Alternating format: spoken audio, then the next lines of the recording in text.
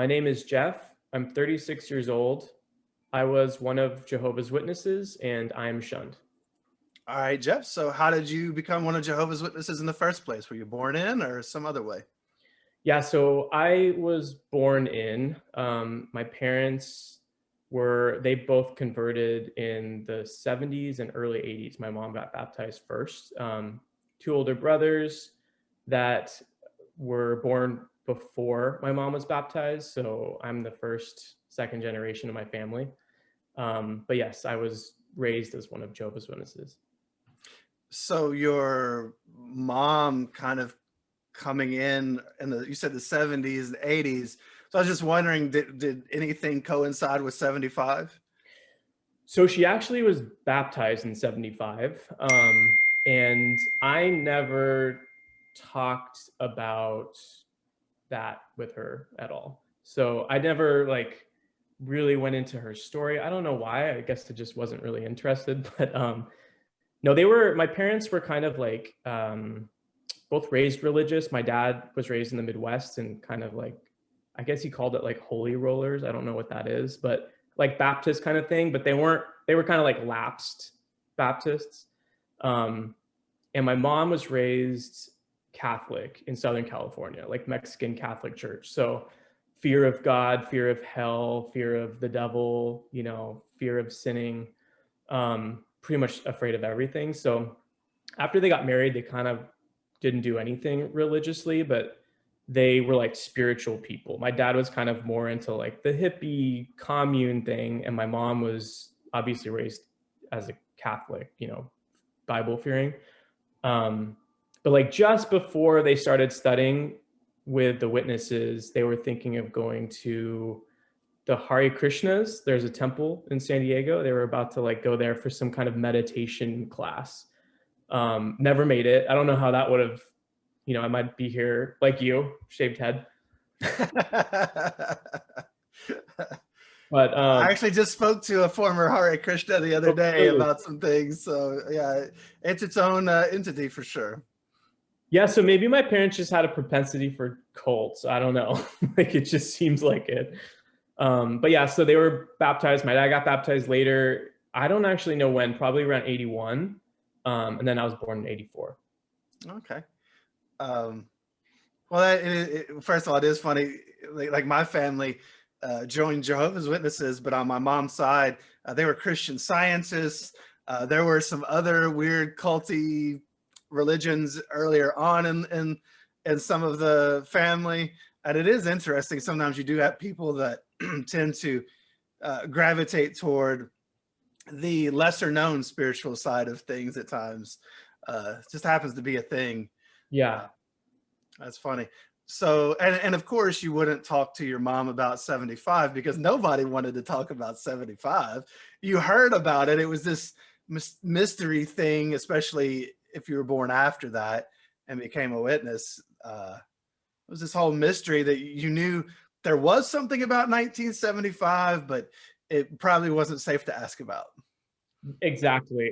I think it was kind of always I always viewed it as it was just a few people that ran with a story, kind of oh, you shouldn't speculate about the new world.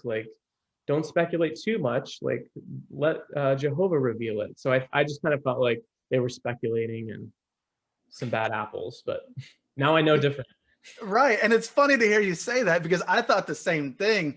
And actually that was the story that the witnesses put out, was that it was just a few people who got an idea in their wild idea in their head and ran with it. And caused all this problem. It had nothing to do with the organization, of course. Right. Yeah, that was surprising to me to see some of that later in documentaries and, yeah, podcasts and whatnot. Yeah, there's a lot behind. Stay alive till 75 because the world's gonna end. Well, that's cool. So how did you see the world around you growing up one of Jehovah's Witnesses? What was your worldview? So I would say also I'm an 80s kid, or I was 80s, 90s. So I feel the world was a lot rosier then. I don't know, I didn't know about terrorism. I didn't know about, any of like the or pandemics, etc. So I just felt like we had like a lot of friends that were witnesses, like families in our area, and um, it just seemed like kind of like fun. I don't know, but my worldview at school, on the other hand, was like I was afraid of talking to teachers. I was afraid of talking to other students, mostly just because I was, I guess, like embarrassed or that I was different, So um, I definitely felt like a separation between worlds. I knew that. Like I felt unsafe on the outside and safe on the inside. You said, did you just say unsafe on the outside and safe on the inside, or Yeah, unsafe that's on the inside? safe on the inside. That's how I Safe on felt. the, okay. Yeah, Yeah. at the time, as a Okay. kid. I was making sure I heard that right. No. So absolutely, we were made to feel unsafe on the outside. You talked about being embarrassed Mhm. because you felt different. Did you have any fear as far as worldly people on the outside? Oh, totally. And like, I was like super shy growing up, just really, really shy. More so on the outside, just because like at school and with family members, because I wasn't exposed to worldly people at all. So none of my relatives were witnesses, and I was much younger. I was the youngest cousin on both sides of the family, and so my brothers, there's like an 11-year and 13-year difference between us. Um, so I was pretty much raised like almost like an only child at home, and they had a different experience growing up with their cousins. They're all worldly, and they had a very different view of like what worldly people were than I did. So I only had my parents, their friends, and a couple friends in the congregation. And so like, I never felt comfortable like around my aunts or uncle, even to this day. Like I don't have their phone numbers. It was a totally detached life, I guess. I was a witness and everyone else was not. Oh yeah, I understand that. Live that myself. Totally get it. And I There's was better. Like, like I knew everything about the world. I had answers, and I was like, I mean, now I understand that as like very elitist and not humble. But yeah, I definitely felt like what I had was important and I was special, is what I felt like. Yeah, we had the truth, the Right. one and only, the truthiest truth there could be, Right. and we were right, and by default, everyone else was wrong. And it absolutely does kind of inflate the ego a bit, makes you feel kind of special and like you have something that other people don't. Um, so you talked about school just a little bit there. What was life for you like at home growing up? Were you all the family that was always studying, or and really into it and busy? Did you all have fun? What was your life like? What was the temperature of the room? So my dad was in marketing. So he actually had like a job, like a regular, like my other friends, it's not a job, but like most of the friends that I grew up with, their parents were in the trades and etc. That's typical of witnesses. My dad was in marketing and he worked for a winery. My mom didn't work, but he traveled a lot because he was like sales marketing. And so like he wasn't, I mean, like honestly, I don't really remember him home that much growing up. And my mom was like a fastidious cleaner. She was like always cleaning. I felt like that was like I never saw her. She was always in another room cleaning. Um, but my brothers were much older than me and like not interested in hanging out with me. They were like teenagers. So it was like really lonely growing up. I didn't have at that time, like I didn't have friends. I had a couple of friends in the congregation, but they were a little cliquey, and I just never really like they made fun of me a lot, and it was just hard to like break into that friend group. Um, So so I you just really didn't, you really kind of didn't fit in at home. No. and you Yeah. weren't really fitting in at the congregation in some Right. ways. Yeah. Interesting. Were your older brothers, um, were they exposed to or made to conform to Jehovah's Witnesses, or were they, because they weren't born into that, did they have a little bit different exposure to it? Well, they were pretty much raised as witnesses. I think my oldest brother was like 6 when my mom was baptized. So he had like, there's a picture of him on, with Santa Claus, and they used to celebrate the holidays. But I think their exposure really came from being with my worldly relative, my grandparents and the cousins. Like, they did a lot more trips to like Oklahoma and San Diego, um, to visit the family members, and like they just let the kid, it's like the 80s, like kids just run around all day outside. And so I didn't have that growing up. And um, so I think they just had a different exposure and idea of what it was to be a witness. My brothers were kind of like bad kids, um, my oldest was always getting in trouble with my parents, like constantly. They like pull him out of school, and like, he barely graduated with his GED. And my other brother was like the moody kid that was like into punk. And so they just kind of like were a little bit like on the bad side of witness teenagers. And I was so young, I almost feel like my parents molded me into like the perfect little Christian boy. The hair, like my hair's still parted this way, but like lots of bow ties and suspenders. And I think that was like really important for them, just to like appear. I mean, that is like a witness thing, like to appear as a perfect witness family. So, but yeah, so they had a very different kind of outlook. And actually both of them are out of the organization. They left way sooner than I did. So Good for them. yeah, good for them. Yeah. Good for them. Happy. I mean, whenever you get out or whenever you leave, good for you, Yeah. right? I mean, Yes. so I'm happy that they were able to find their way out too. Um, so with your parents, your family kind of being appearance oriented, which again, that's what Jehovah's Witnesses are. Uh, when it came to, you talked a little bit about the meetings, or at least about having some friends at the Kingdom Hall. How'd you feel at the Kingdom Hall? Were you into it? And did you like field service and things like that? Were you the family that was, always present at the meetings, always out on Saturday, things like that? So I think like so first of all, I loved it. Like when I was a kid, like I just got, I was a very serious kid. And I like loved like kind of like the how solemn it was. And I liked getting dressed up and going to when I was little. I mean, that was like when I was little. My parents weren't like, they were kind of secular a little, like for most of my childhood. So my dad, I mean, like I said, he was traveling a lot.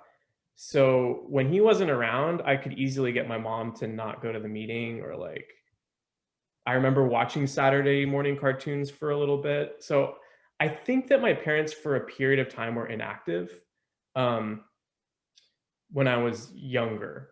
But I don't know for how long that was, because it was like we would still go, but we never, like growing up, I never had a family study, not once. Like we never did family study. Um, I'm so jealous. I Family studies are the worst. I know one of my best friends growing up, I'd always be like, can we go like play tennis tonight? And she would be like, no, we have family study. I'm like, just get out of it. Like, I don't understand. But yeah, we weren't like the most spiritual family. We were definitely there in the Kingdom Hall. And I almost feel like as a kid, because I was so drawn to it, I got so much attention in the Kingdom Hall, like when you're giving talks when you're little, and you give comments, and you like want to go out in service with the sisters and like old people in the hall, separate from your family. I think that I almost feel like they used me as a mascot to kind of like stay connected and not like as a buffer for them, basically. Yeah, I can see that. I can definitely see that. Well, so you're being raised in it. You seem to take it seriously, maybe even more seriously than the people around you at times. How did things progress for you as you got a little older toward your teenage years? Mhm, Uh, were you baptized at any point in there? mhm. What was the progression like where you started taking a stand for it in some different ways? So, yeah, I it's so funny, like, I think about this often, like, I think that the witnesses helped perfect kind of like a bifurcated personality for me, like, I I am very for a long time, I lived 2 different lives. So I should mention also I'm gay, and I am a person that has known that since I was very, very young. So I didn't understand it, like, I think I was about 6 years old when I had my first realization that, like, in my mind, I wasn't normal like all the other kids. Um, and I quickly realized that that was not going to be okay. And as I got older and things got, like, more confusing, and especially in puberty, then I developed, like, a really strong outward witness personality, which was like, I have certain stories to tell, and I only share those stories. And like, I was very careful about, how I acted or how I spoke or what I was interested in, like trying to fit in. Um, and that kind of was I think that's the reason why I was so shy in school. Um, and I kind of like looked at the Kingdom Hall as a place of safety almost because it was so regimented and I could like do X, Y, and Z and project a certain personality. So um it started like I would say like around the age of like 14, I started living kind of like a double life. My brothers were older and married, and I like looked up to them, and they had like cool friends and they were still in at the time. And so like they would go to like the city and hang out and smoke cigarettes, and I would try to like smoke a cigarette to be cool or like drink a beer. Um and it never really bothered my conscience like at all, and I wonder now if it's because I just had two different sides, and like I could shut it off and then turn the witness one back on. So when I was 15, I asked my parents, like, I think the first time I asked to get baptized I was 8, and they said no. And I asked them like every year, like, can I get baptized? Can I get baptized? And it wasn't until 15, my friends were all getting baptized. So my best friend had got baptized the year before. His older brother was getting baptized.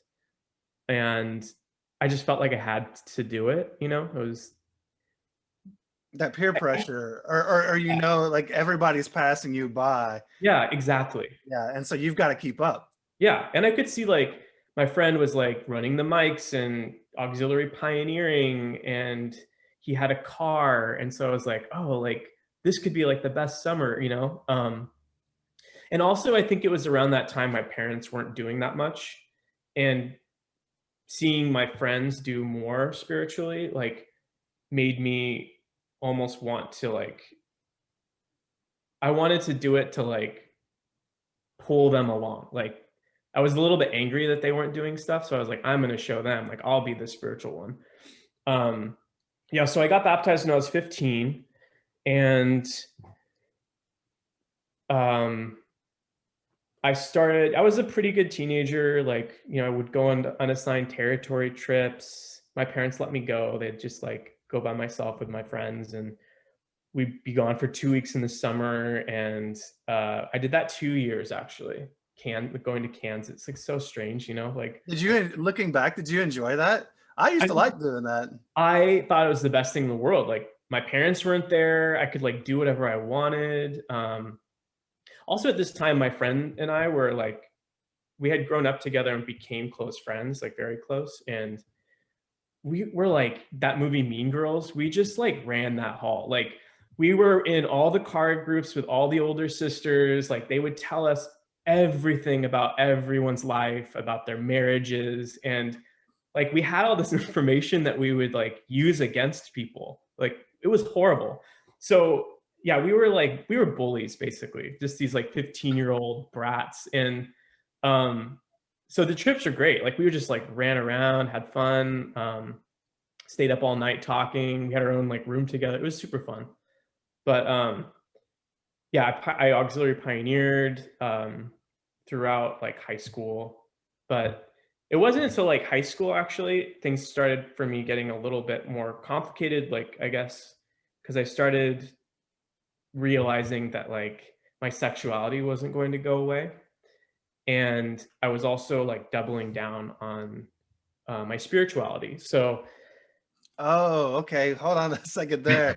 That often goes hand in hand, doesn't it? A couple of things. First of all, the double life that you talked about. There's a lot of people who run that life, right. and really, what it is you kind of have your real personality over here, but you have to do this thing as a Jehovah's Witness over here, and so I have to ask you first: did Yeah. you feel a lot of guilt or shame about having that real life over here? That was, they even talk about the real life. When you look at the language they use, No. it's really, they know what they're doing.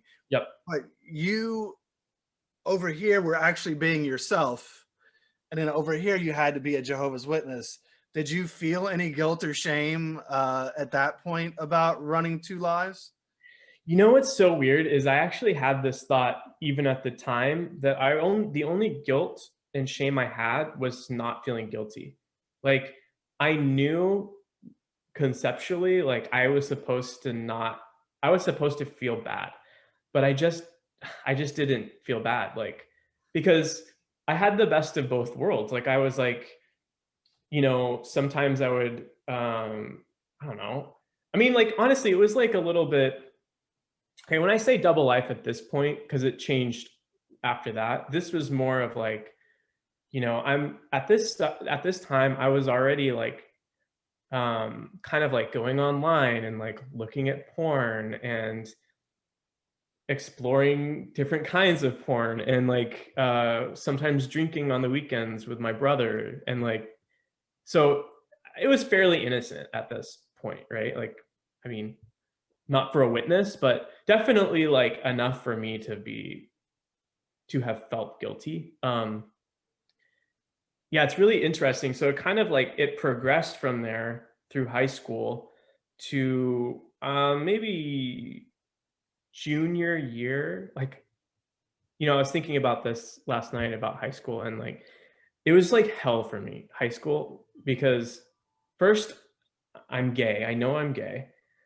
And so kids are already going to be like teasing me about whatever, right?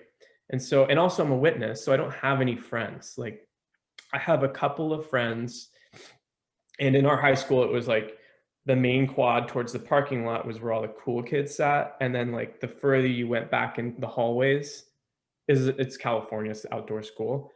The more unpopular you get. So like I was pretty far out in the I was gonna say I'd be in the back row. yeah. I wasn't totally in the back, but I was like, it was really like, it's just like, that feeling. I had it since middle school. This like every day I had this pit in my stomach, just this sickening feeling. Actually in 5th grade, I used to go home every day from school because I said I was sick. My stomach was like in knots. And of course my mom would just say like, well, it's just nervous energy, or, you're just nervous about school. But I don't know. Yeah, I was just Do you know how common that is? So many people I talk to, whether it's when I'm coaching them or doing interviews, myself, yeah, my wife, lots of people have talked about stomach issues, yeah, growing up, trying to live that life. yeah. It takes a toll physically. Yeah, I mean, growing up, I had, they actually thought I had Crohn's disease at one point. I didn't, but I just, yeah, I've had stomach issues like all of my life. Um, but yeah, so in high school, I think, I don't know how it happened, but I asked my parents one day, I was like, can I try out for a play in drama? And they were like, cause I took drama when you're trying to like do something different, And they said yes. And I was like, so shocked because I wasn't allowed to do anything with any school kids, any worldly kids, like nothing, like not even school projects. And I wouldn't even have asked. No sports, no after school, anything. But when they said I could do the play, I was like, that doesn't make any sense, but I'll take it. Like, like, Heck yeah, you'll take it. You yeah, will take it and you will love it. yeah, exactly. That's all you get. Right. Yeah. I was like, I was amazed. So I was so happy when it started because I could stay after school. Um, and of course, I'm like so nervous because I don't know any kids and I don't know how to talk to kids. And like, they're all swearing and just like super chummy. And like, I don't know how to do any of this. Um, but and my part was like written in. It was so small. I had like 5 lines. But I was so happy that I did it. It was so much fun. And I did 4 other plays after that. So that was like junior year. And this senior year, I got like really into it. And I met some people in the play. And actually, that first play that I did, I told my parents I was staying at my brother's house. And then I told my brother that I was going to a cast party. And he was like, okay, have fun. Don't do anything stupid. And I told him I'd get a ride home.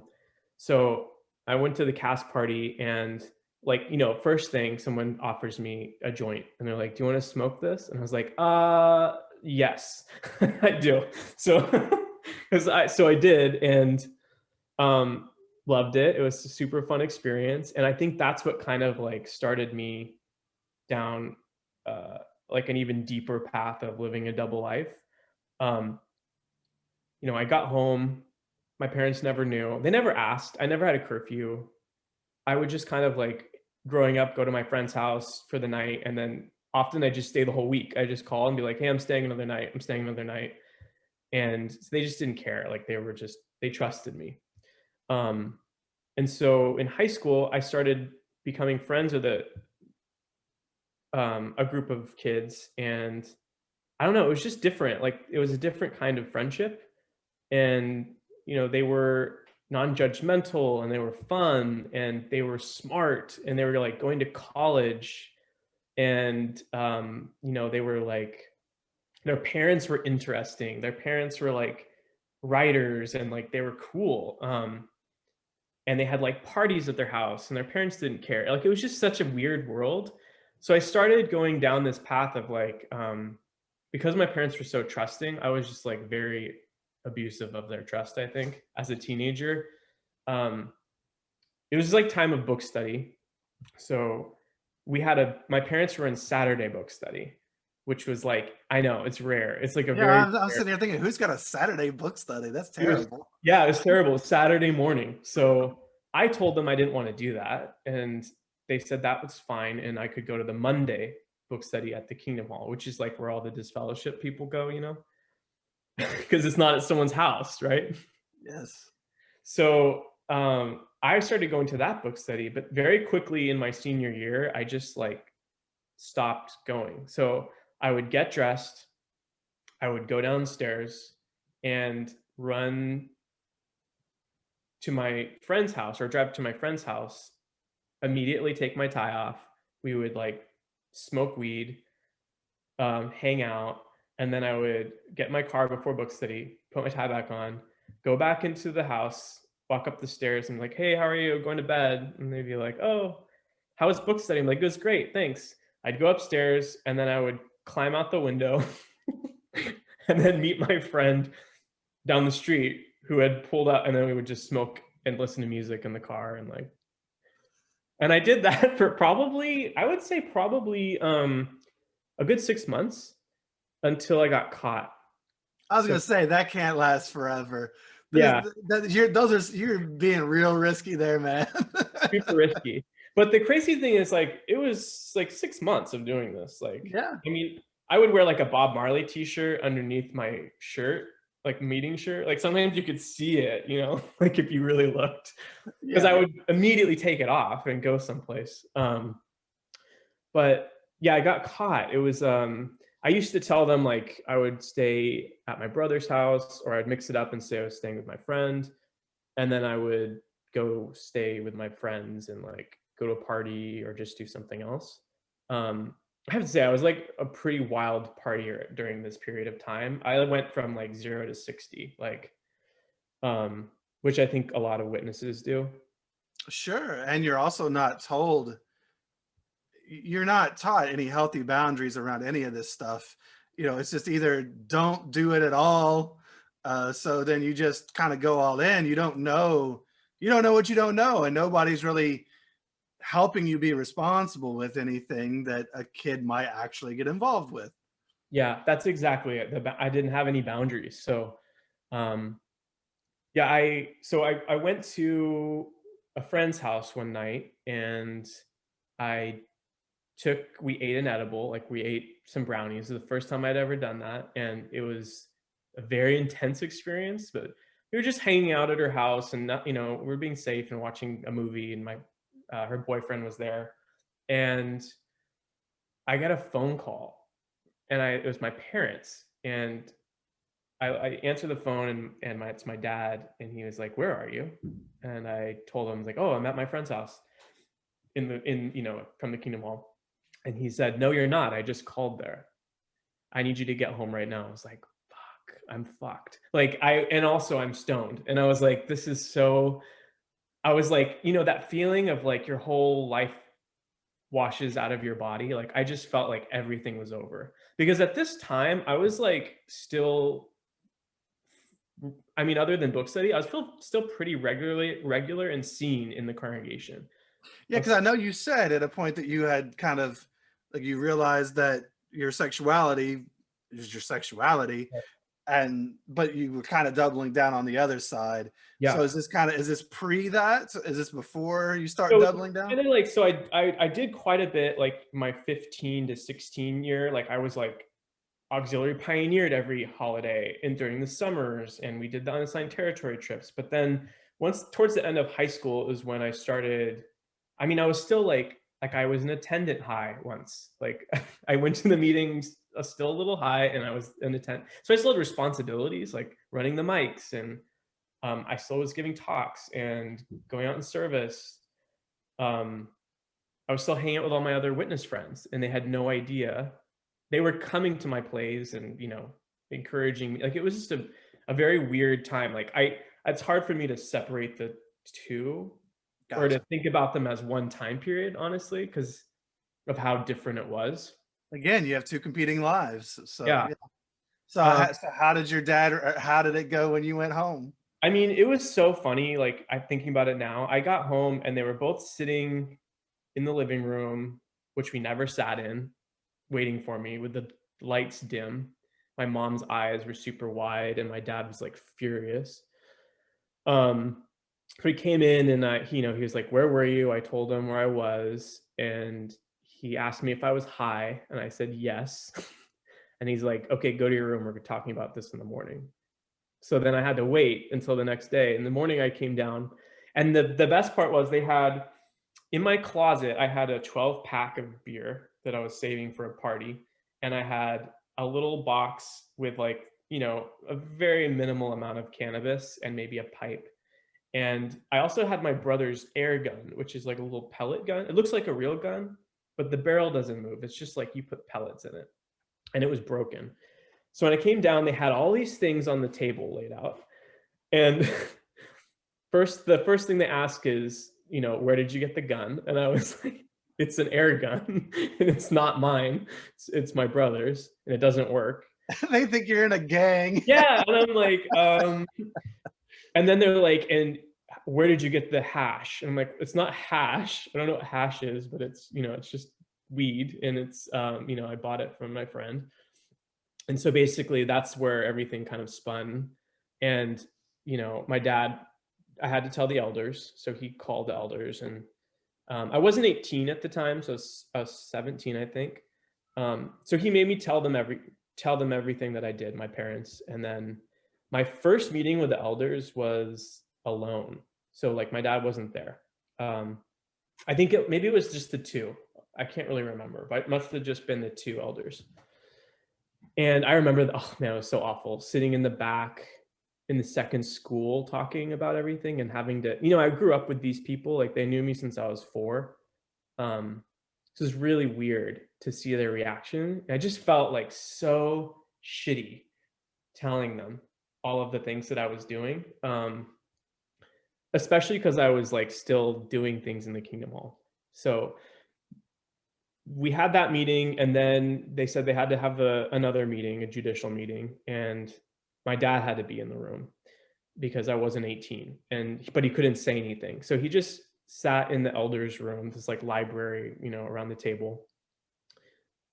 He sat off of the table, and they sat, around, and we started talking, and I left out some things with my dad and with them the first time, um, about like some drug use, and I had to say it in front of him. Oh, it was just like, I just remember like having to, not having to, I chose to, right? Um, I chose to say everything that I had done in front of him. And I could just see him, like, his blood was like boiling, like his face was red. He was so angry. One, that I did any of this, and two, that I was like hiding it from him. Um, and then it was really interesting because it was like this one elder who was like super creepy. Just a really creep, like a big creep. Like he just always gave me the creeps. But he, like, in fact, when I did my Bible question or my baptism questions, he told me that he specifically asked to do the part where it talks about like masturbation and like sexual misconduct with me, because he was like, I think this is really important, and I understand that this can be challenging in a young man's life, and I just wanted to go. I asked for this part. I asked, Ooh, that's hella creepy. Good right? grief. That's Super, really, really creepy. super creepy. Yeah. So he was on my committee. He asked to be on it, of course, and I just remember him, like, it was a long meeting, and I just remember him talking about like, or asking me over and over again, like, we can work with you, we can work with you, like, we can work with you. We just need you to repent. And honestly, Mike, like at this time, I was like, I don't want to do it. So I asked them, I just said I wasn't repentant and I wanted to be disfellowshipped. Um, and they asked me why, and I was like, honestly, I still want to spend time with my friends at school. I really like them, and I don't really see another option. Like, I'm still going to go to parties, and I'm still going to drink and smoke weed. So, I want out. So they agreed to disfellowship me, and I so fucked up. Like, I remember I got home, and my mom was too upset to even look at me. Like, she I've only seen her cry maybe 3 times in my entire life, and she was, like, bawling. It was horrible, and, like, it was like I couldn't even console her. Like, she didn't want me to be around her, you know? She was, like, walking away from me and just didn't wanna see me, and that was really hard. Um, but then it just got, like, worse. So they announced that I was disfellowshipped, and, um, at that Were you point, I was. there? Huh? Were you there when they announced it? Oh yeah, my parents made me go. So like my parents, during this period of time, because it was like a couple weeks before you get disfellowshipped, at least at this time it was. They didn't do it right away. Um, they were like draconian, basically. Like, I wasn't allowed to see anyone. I had to go to the meetings, and they forced me to the meetings. So I had to go to that one. And afterwards, I went into the car and I just cried because, it's horrible. Like, after you get announced, and that was when they announced it in the middle of the meeting. So like, it was like in the announcements before the KM, Oh yeah. That's super uncomfortable. The whole rest brutal. of the meeting, I can only imagine. It's brutal. And so, yeah, so that was really tough, and it got really bad for me. I got really depressed, and um I was already kind of like a little dark at that time, a little moody, and this kind of just set me over the edge. So I don't remember how long it was, but it was probably a good at least 2 or 3 weeks where I just stayed in my room and door shut, I would listen to the same CD over and over and over and over again, and like draw and write. And I still would sneak out sometimes at night. I kept a ladder by my, I had like two windows in my room, and in between them was like a little fence or a little roof. I was on the second floor. So I used to keep a ladder next to one of the windows. I would climb out onto the little roof and then climb down the ladder, and I would meet my friend from school, and we would like smoke weed near this park, like down the street. Like I would just walk. Or sometimes, this is like when I was really itching to get out, I would purposefully park my car at the top of the hill, because we lived in a driveway that was like a downhill. I would park at the top backwards, and then it was like an old BMW, and I would like put the brake off, and I would keep it in neutral, and I would push the car down around the curve and then start it with the lights off and then drive away. Like I would do shit like this all the time. I could see where that was going. Yeah. Yeah, right? Like to get out. Yeah. But like I started like cutting at this time, and it just was, I was so unhappy. I was just miserable. Like I A didn't want to go lot of people, cutting is something that happens a lot. You know, cutting oftentimes is about control, and we yeah, feel very out of control in some part of our life, especially when we're young. We may, adopt self-harm as a method of, hey, at least this is something I can control, right? right. Yeah. Happens a lot. Yeah, it was pretty tough for me. And my brother, I remember this one time my brother came over, and they were still in at the time, and he came by, and like my it was an interesting year. Like my brother had his first kid while I was disfellowshipped, and so like I was there for the birth, but and I'm like in high school, but I wasn't allowed to be around like the family, her family or my parents during, like in the hospital really. So I was there for part of it, and then I had to leave. Um, and I really didn't have that much exposure to her, my niece, like for the first year. But he came over one day and was just so angry. He came into my room and started yelling at me, and then he ran downstairs, took the ladder, and he was like, "How can you do this to mom and dad? You're like, how do you not know? You know, of course they know you're sneaking out, and you're making them miserable, and blah blah blah," and um, berating me. And it finally ended because I just kept sneaking out. I was like, there's nothing you can do. Like I've always found a way to get out of the house at night. So my parents finally conceded and told me that I can start spending time with friends from school. And so things got a little better after that. They were, I don't know. It's like, I almost felt like they were just like gave up at that point, you know, they, like there was no parenting at that point. Like they just, no advice, no nothing. It was just kind of like you're on your own. Um, and we just didn't. I mean, we didn't spend any time together. Um, I didn't go to the meetings. I remember one time too. I like went into my parents. They were sleeping, and it was like the meeting. It was the convention day, and we could drive to the convention from our house. So I went in and I was like, "Do you mind if I like don't go today?" And she was like, "That's fine." She was like, "Whatever." And I was like, "Oh, sweet. Like I don't have to go." Like my parents were gone all day. Like it was the best. But I think they were just kind of like, they stopped forcing me to the meetings. They just kind of, I would go occasionally. And had just like a really bad attitude about it. I would sit in the back and just like barely dressed up for meetings, like sloppy, and immediately leave and go to a party or something like with my friends.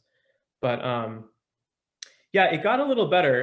And then I started like, that's when I started thinking more about like my sexuality, and I was still afraid to come out. I should also say, like, when I got disfellowshipped, I always knew it was the truth. Like, I knew I would come back. I just knew I needed time. Like, I wanted to do something for myself. Like, I just wanted to make a decision for myself.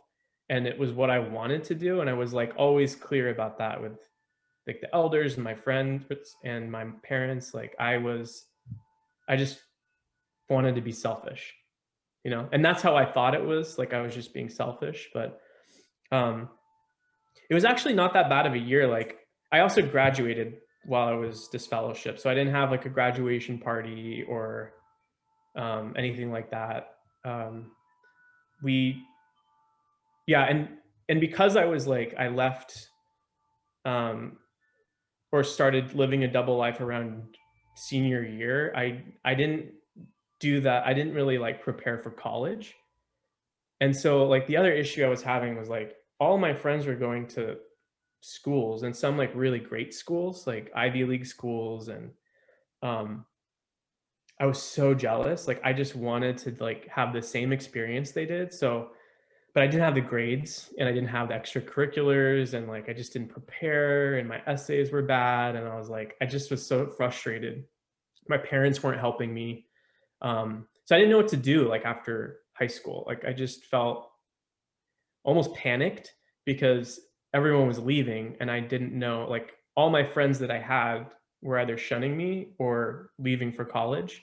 And so I didn't know what Yeah, to it's not like you were gonna pioneer or something. You were just do. fellowshipped, you Yeah. know. So that prescription for life that you always had your whole life growing up, you know, turn 18, now you're gonna what? Regular pioneer or Right. get some sort of a job in auxiliary pioneer or whatever. All that's gone. So yeah, you've got to feel pretty rudderless at that point. Yeah, I just felt I did. And I don't know why my parents agreed to this. Like sometimes they just had like moments of like just kindness, but they agreed to pay for a trip for me to do a college tour back east alone. And I was like, okay. So like after I graduated, I think it was like their gift to me. I flew to New York and visited like my best friend from high school, his college, and another friend, and was kind of like looking at a few schools way out of my like ability, like maybe not ability, but like credentials for sure. I could not have gotten in with anything. Maybe if I had told them I was in a cult, but um, they, yeah. So I went there and it was super fun. I had a great time. Went to a strip club for the first time with some old high school friends, that women actually, and yeah, it was just super fun. And when I got back, I started to go to like community college and tried to go down that route. But I ended up coming back to the organization like after 1 year. So I was only out for 1 year. And I had like this epiphany moment where I thought that Jehovah was trying to direct me like back to the organization. Um, I had a party at my house and I got like super drunk, and I just was like sitting there and I was like, this is not the life I want to live. And I had all these flashbacks of all the videos, or not videos, but like all those pictures of like people with beer bottles behind them, you know, and it's like dimly lit. And I The was like, worldly pictures. yeah, yeah. I'm like, no, no, this is me. Like, this is me now. And so it was super weird because like it was the next day. My parents were out of town, and I called them the next day after the party, and I told them like I want to come back. It was just like that fast. And then I called the elders. I told them I was coming back, and then I called like my closest friends from high school and told them all like, look, I'm gonna go back to the witness organization, so we can't like smoke anymore or like, you know, do like party, but I'm more than happy to be your friend and we can still be friends if you're okay with that. And then like slowly they kind of dropped off, you know, and that was like, So see, that's what I wanted to ask. What was their reaction to that? Were they cool with that, or did that just drive the relationship apart eventually? Because that's what you were yeah, doing when you were together. yeah, no, they were not cool with that at all. Like, especially like my closest friends. I mean, honestly, like obviously, like that was very hurtful to just basically cut them out of my life overnight. Um, and they tried a couple times to kind of reconnect, and it was during the time of being reinstated that I was like, you know, hyper religious, that I just didn't give them the time, and we just fell out from there. But yeah, so like it was, so from there, that's when things like got uber spiritual. I should also say I had like my first sexual experiences when I was out that year, like with a woman and with a man. And so like I think it was like just a lot of stuff happening, and I almost craved like the security and like the comfort of the cult and the structure of it again, you know? I just felt like it was too much to handle. You make a good point. Isn't that why a lot of people are attracted to Jehovah's Witnesses? Because there's a perceived stability there. You do these things, you fit in this tiny little box, everything seems like it's okay, whether or not it really is. But you're escaping from other parts of real life into this small little fantasy world. Exactly. Yeah, exactly. But yeah, so once I got reinstated, it only took 6 months for me to start regular pioneering. And I did that for 3 years. And then the first year I started, I moved to Alabama and lived with my brother had moved there, and it was a seldom worked territory. So I thought that's like the perfect spot for me to kind of get my mind right and get back on track. Also, always in the back of my mind, I was like, I need to like um, figure out how to not be gay. Like, so I thought if I did as much as I could, then I could change. Like I would have enough Holy Spirit almost like that I could overcome this challenge, you know? Um, I mean, this is something I prayed about like almost daily, to have Jehovah take this away from me. And I didn't understand why I had to have this. And it was kind of like, you know, there's always that expression of like, this is, well, it's cross, but you know, I'll say this is the stake to bear. You know, you have to pick up your stake and carry it with you. I just assumed this is like something I was going to have to deal with, but I could probably suppress it enough to like someday get married, or like, and maybe that would help me. Um, and I always looked at that one experience where I'm like, well, I had sex with a woman, so it could have like maybe it's just a choice. Like I didn't, but it's like it always came up, and um, it was always like, I don't know, it was always present, like just kind of like below the surface. Yeah, so I moved to Alabama. I lived there for a year, and that was horrible, just hellish. And I moved back, continued to pioneer in California, and yeah, I kind of did it off and on because I would get in trouble occasionally, like every 3 years or every 4 years, I would do something and get privately reproved.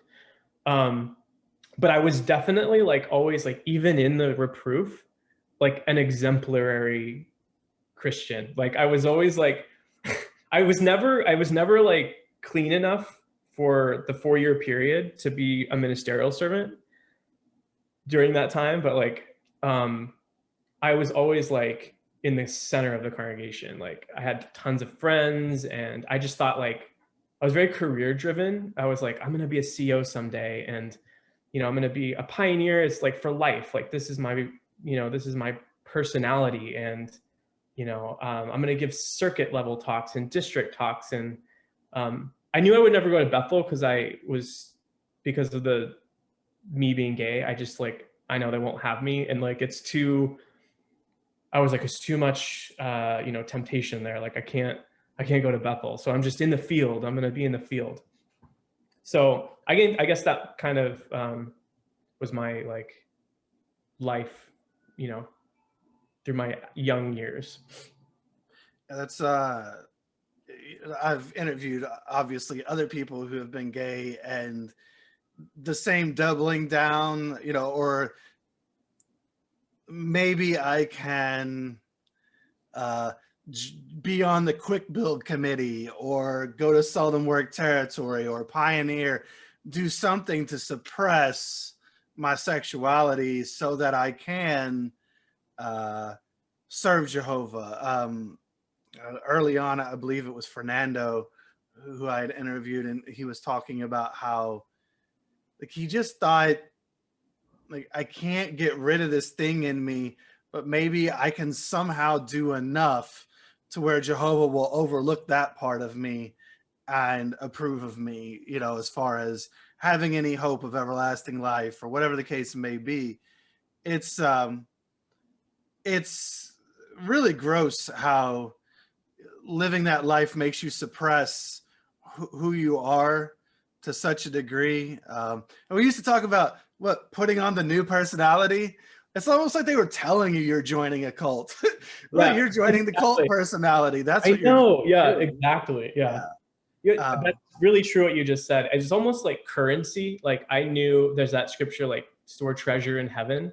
Um, I knew like if or I believed that if you the more I do for Jehovah, you know, the more he'll forgive my sins. And it wasn't even like I felt like I was sinning. It was just this overwhelming feeling of like guilt and shame and um just like this fear of being found out and the feeling that I will never be like good enough or, you know, clean enough or perfect enough for this organization.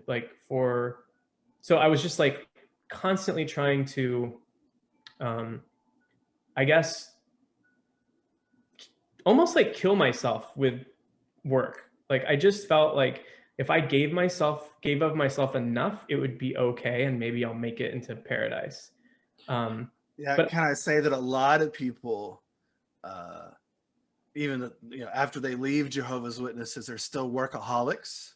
right, Work was an escape for a lot of us, or we thought we could earn things because if we were busy enough in the truth, then we could earn Jehovah's favor or whatever it was. Because there was some, whether it was your sexuality or whatever, everybody had something and was trying to suppress it. And work inside the organization was that, I like how you said that, right, currency.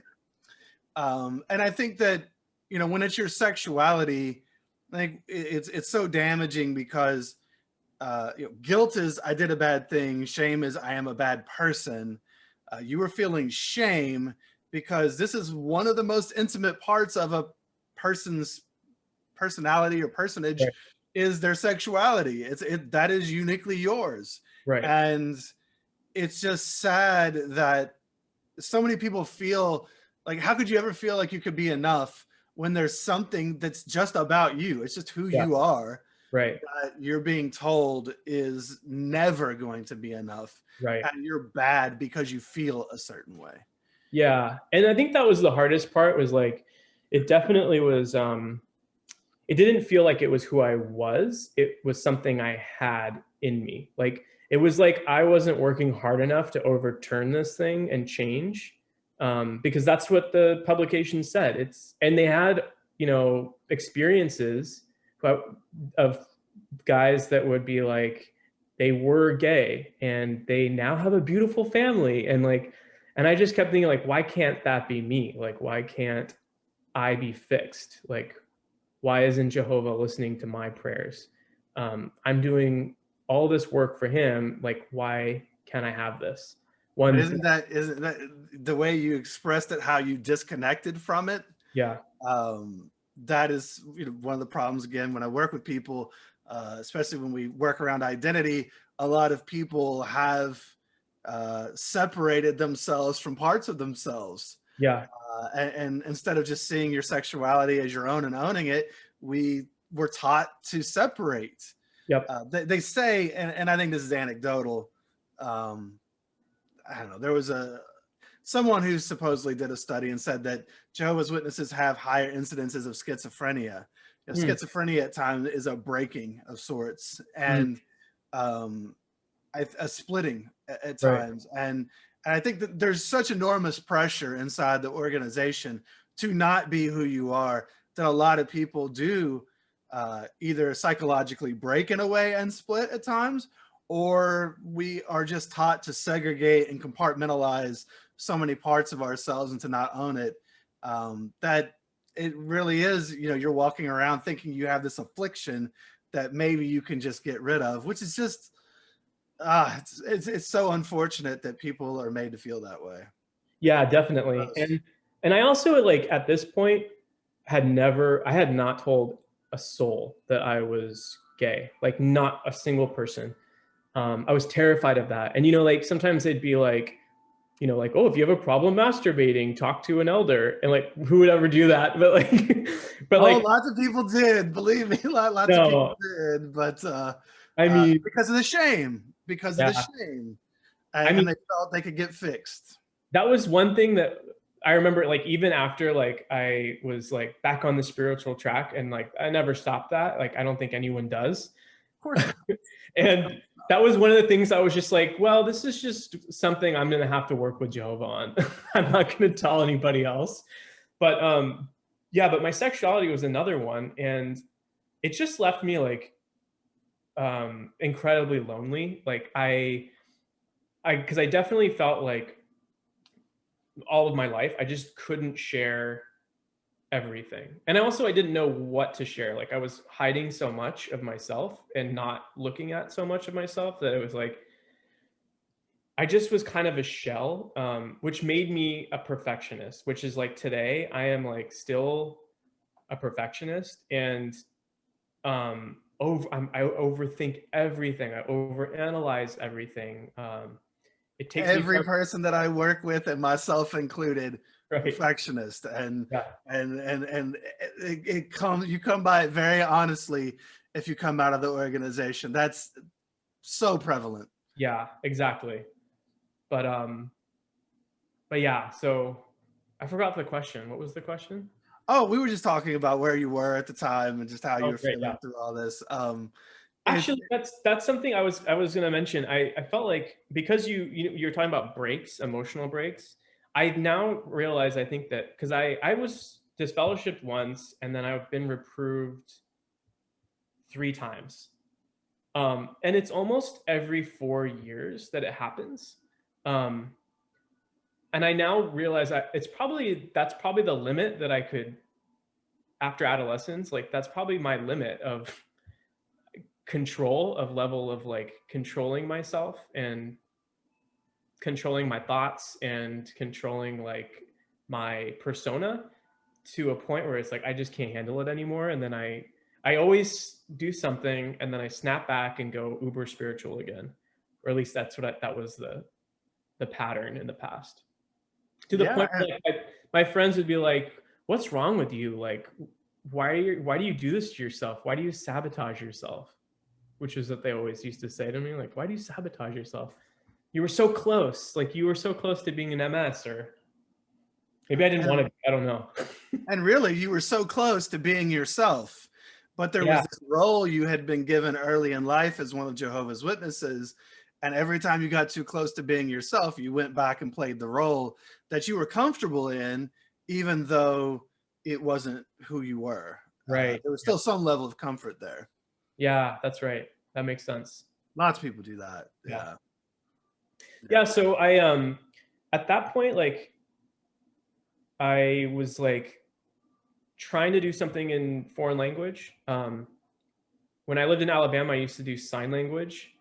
And when I got back to California, the sign language hall was so weird. They were just weird people and not welcoming. And it was just strange. So I didn't go back. And I ended up taking a class in one of those society classes, from the branch for language, to learn Punjabi. And I did the class and it was just so far, like I'm driving like 2 hours to get to the meeting. It's like ridiculous. Um, so I kind of stopped, and also I just wasn't like, I didn't vibe with the culture and just wasn't interested. Um, so eventually I remember like I was like, I'm going to pray about it. And I was like, Jehovah, like, what language should I do? And I was like running through my mind of all the languages. And I was like, Spanish, nah, there's too many people doing Spanish. Portuguese, nah, too faddish. Sign language, tried it. Punjabi, tried it. I was like, what about Chinese? I was like, oh, I think it's Chinese. It has to be Chinese. And I felt like it was like an answer from Jehovah, like, you know? And so it was like the first time I ever made like a spiritual goal and stuck to it, learning Chinese. And yeah, I did the class again in Chinese. I joined the Chinese congregation. And then like 6 months later, I did a month trip in China with my buddy, just to check it out. I went to like Beijing, Shanghai, um, what's it called? Kunming, Hong Kong, and Guilin, just to kind of check it out. My friend was like super funny. He was like really cool, an ex-Bethelite. We're about the same age. We met each other doing a drama. I was like young Joseph in the drama. Drama class paid off. Yeah, exactly. I know. It was, yeah, exactly. That's why they let you take it. Exactly. Yeah. And that was working on my gestures. There was a lot of gestures, you know? Which I'm actually like happy I did it because they don't even do that anymore. It's all video. So I was like a little old school. I got to be in a drama and it was like a lead character. It was like, you know, pretty good.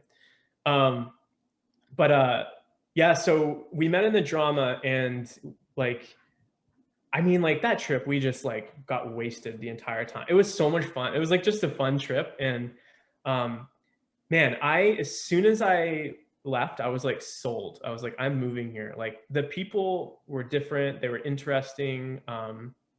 Actually, you know, because was, especially back then, it was really strict. So like you had to, when you went to visit and you wanted to visit a congregation there, you had to write the branch. Like I had to have my elders write the branch in New York, and then they would write the branch in Hong Kong and get approval from the person who would recommend. You have to have like someone to recommend you can visit. And then like all these letters go back and forth. And so finally we got approval to go visit I had some friends, like family friends. She used to babysit me. Her and her husband actually went to Gilead and were assigned originally to, I forgot where, someplace like Vietnam or Cambodia, and then couldn't get the visa, quote unquote, and then ended up in China, which was like, at that time they were saying that the no branch representatives were sent to China, but that wasn't true. They were sending missionaries directly from Gilead to China. And so I thought, yeah, I was going to say, I thought that the work was under ban in China and that right. weren't congregations and such. So there are. So that was the big eye opener for me. So like I kind of thought the same. I knew there were witnesses there. I didn't know how. No one knew how it worked, right? Right. And obviously I was in the Chinese congregation, so I had some exposure to it, but it was always super secretive. Like no one would say anything. Like I had this friend who visited her brother in China, and she showed me like pictures, and it was like some pictures were turned around where they had people's faces in them because they wouldn't show people's faces. Like she wouldn't say what city she went to. Like it was very secretive. So obviously I was like, that sounds interesting. Like sign me up. I'm great at hiding and being a spy. So like we went to check it out, and I actually like brought literature. Like you can bring literature into the country through the branch, but they have this like, you have to fill out a form and explain who's in your trip, and then they like, and how much weight you can carry. And then you get a call from the literature department in New York, and they like, hello brother, like how are you doing today? So you're going to this city, we're going to send you instructions, and we'll send you a letter, and we'll send you the literature tomorrow. And they'll just like, overnight it shows up on your door. And the instructions are, they give you a contact that you're supposed to commit to memory and the phone number. They say, don't bring the letter, don't bring the contact information into the country.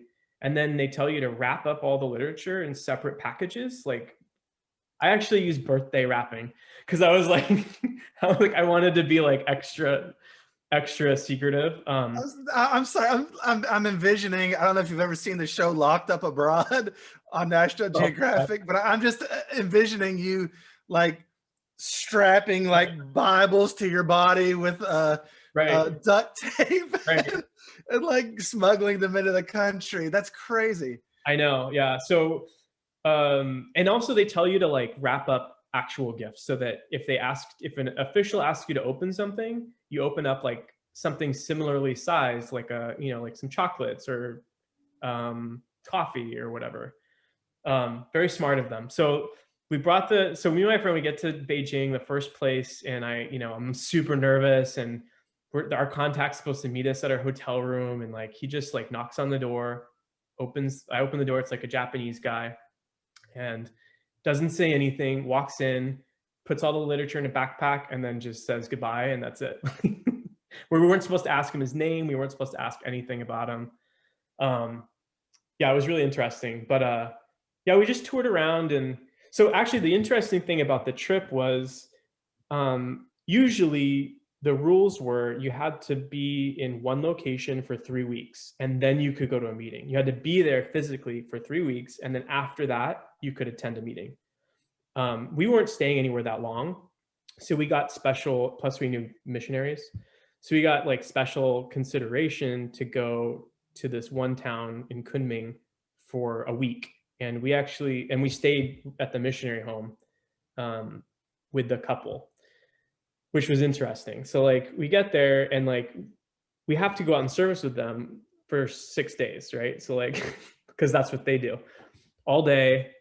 And then afterwards they bring all the locals, and like they have like parties at their home and dinners. And When you say going out in service for 6 days, oh right, yeah, is the service, is that done in a surreptitious manner, since it's not right.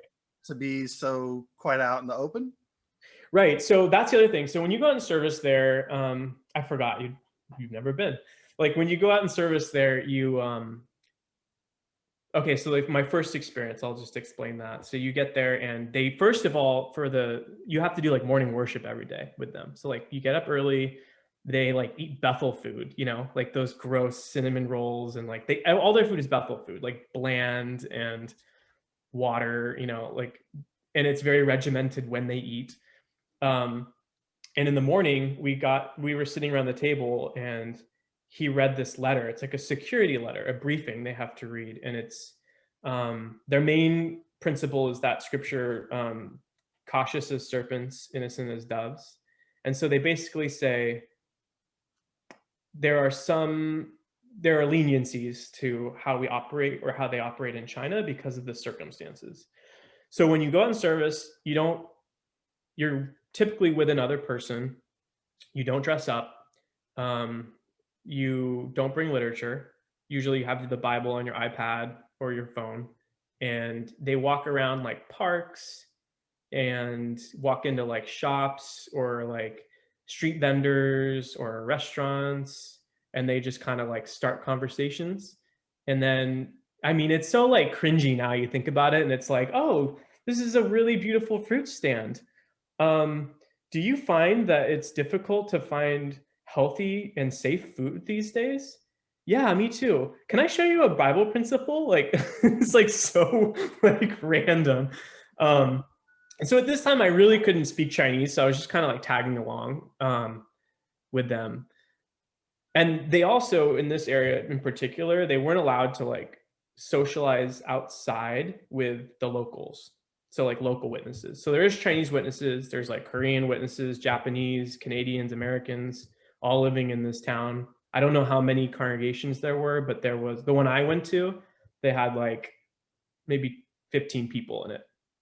And You have an actual building for the congregation, or these are just in people's houses, right? so they're in apartments, yeah. And it was really weird. So like when we went to the meeting, they were like, you have to bring your meeting clothes in a backpack, and you wear regular clothes, and you like get on the bus. And so it's me, my friend, and this couple. And they were like, we shouldn't all be together, so we'll separate on the bus. And like, so I'm sitting with the wife, and my friend's sitting with the husband, like in the front of the bus. We don't interact with each other. We get off the bus at the apartment complex. And all these apartment complexes in China have like guards and cameras everywhere, like even in the stairwells. And so like sometimes you have to have a card to get into, they have like turnstiles, to get into the building area, like the courtyards and stuff. It's very communist. It's a way to just like protect who comes in and out. And they're super nosy. Like that's their one job, is just to be nosy. And so like, and it's really dark in China. Like there's no street lights, and it's like really dark. So you're walking in, and we have to go in separately. And then we go in, and you go into the building, and like two of us go up the elevator to like the 3rd floor, and then they go like up the stairs to the 4th floor, and then we get off the elevator and walk up this. It's like so weird. Like you have to like stagger it. And then once you get to the door, they open the door and they're like whisper like hello. And you walk in, and they actually had a mattress in front of their door that they would move.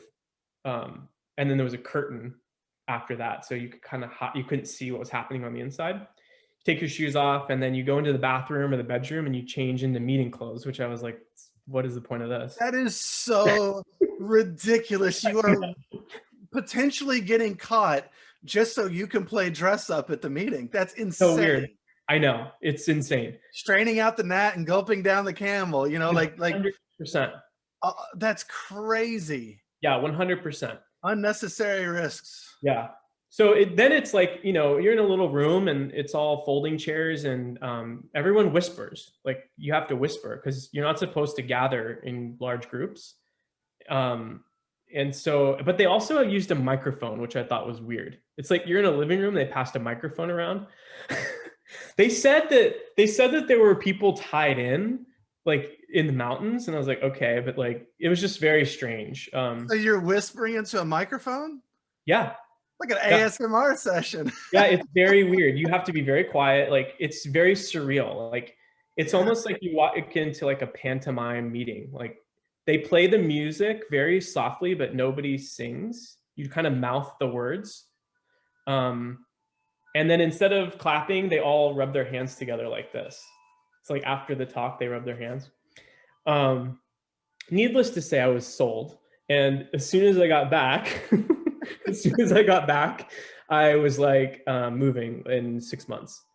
So I quit my job. I was working, actually I was working on a design team, assisting like the head designer. Like I had a good job, and like they were helping me work on like developing my job and my career. And I immediately quit. And I wasn't pioneering at the time because like I was working full time, and like I had to drive to the meeting. So that's the other thing, like so much work. Like I worked in the city, and it took me about, you know, on bad commute days, about an hour and a half to get home on the train from my job to my house, which was too far. So the meeting, my Kingdom Hall was about an hour drive, 45 minutes to an hour drive from my house. So like there was a hall that was probably like 10 minutes from my house, but I would get off one train station, drive to the Kingdom Hall. I had a key still. I would change in the bathroom. This is like directly from work, right? So like I'm already leaving work early, you know, and I'm rushing. I get to the Kingdom Hall, change in the bathroom. I wait for like 3 other people to show up. I would carpool with like some older sisters. I would drive them to the Kingdom Hall with a Bible student. I would get to the meeting, I try to get there about 10 minutes early, which I would still get canceled on, like, because I wasn't there early enough to do like the sound. And then I would stay after, clean, you know, help out, do whatever. I would drive people home. Some of them I would like actually drop them off at their house. Then I would go back to the Kingdom Hall in the other location so that they could get their car. And then I would drive home.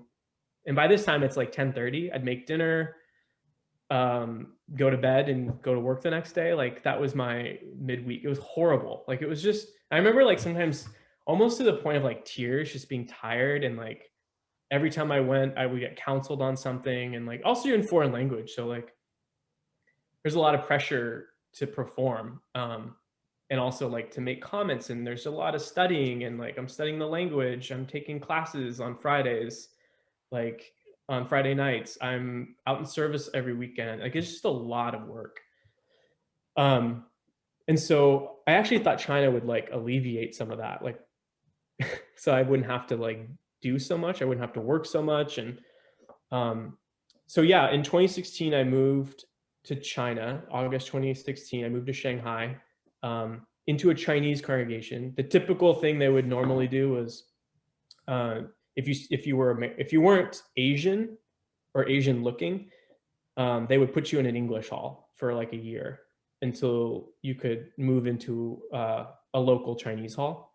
But because I knew somebody, I wrote my letter to the branch asking if I could move into that congregation, because you have to have permission from the US branch or whatever branch you're in. And they accepted my application to move, and then I moved into a Chinese hall. And yeah, and then that started like a whole other ball of wax. So you're saying that moving into an underground society of Jehovah's Witnesses in a foreign land didn't get rid of all the stress? Right. You know what's actually funny is in a way it kind of did, and it was like catalyst to me waking up. And in fact, I know right now probably 10 to 15 people personally that have left or are in the process of leaving that were living in China, and some are still in China trying to get out.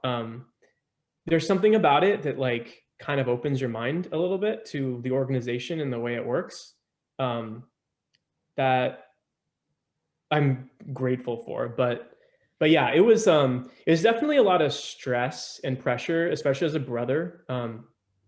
Honestly, I thought that I didn't realize how much work it would be. Like, so it's like, imagine like if you're in the literature department, it's not just in one location, it's separated over like 5 homes.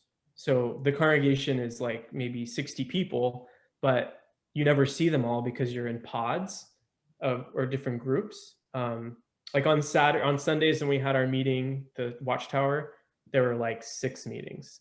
And so like if you're giving a public talk, you'd go to as many as you can because some are at the same time. So you might give your talk 3 times in one day.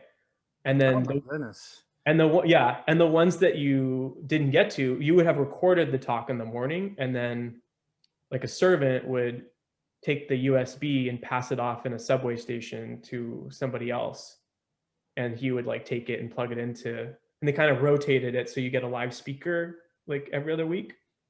Can I ask, what's the penalty, if you get caught with the literature or slinging USB sticks in the subway? Yeah. What's the penalty for that? So like I heard some stories, it depends on the location, and where we were is pretty relaxed, but like right outside the city was pretty strict. And yeah, the penalties were like, if you're a foreigner, what they usually do is give you 3 days to get out of the country. They'll revoke your visa and they kick you out. The clever thing that witnesses have found out is like once you leave, all you have to do is get a new passport, and then you can get back into the country, no problem. It's not on your record because the passports don't match the numbers. So usually if people got kicked out, they'd be gone for like, they view it as like a vacation, go to Canada, get their passport, and then come back and move to a different city. Happened all the time.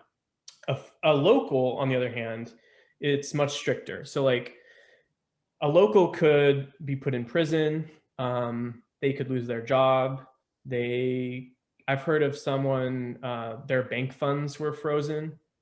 The government took their money. Like it could be anything. So like, that's the kind of like, when I think about it now, kind of the grotesqueness of it, of just like, because they're not supposed to meet together, like foreigners and Chinese people in a religious setting.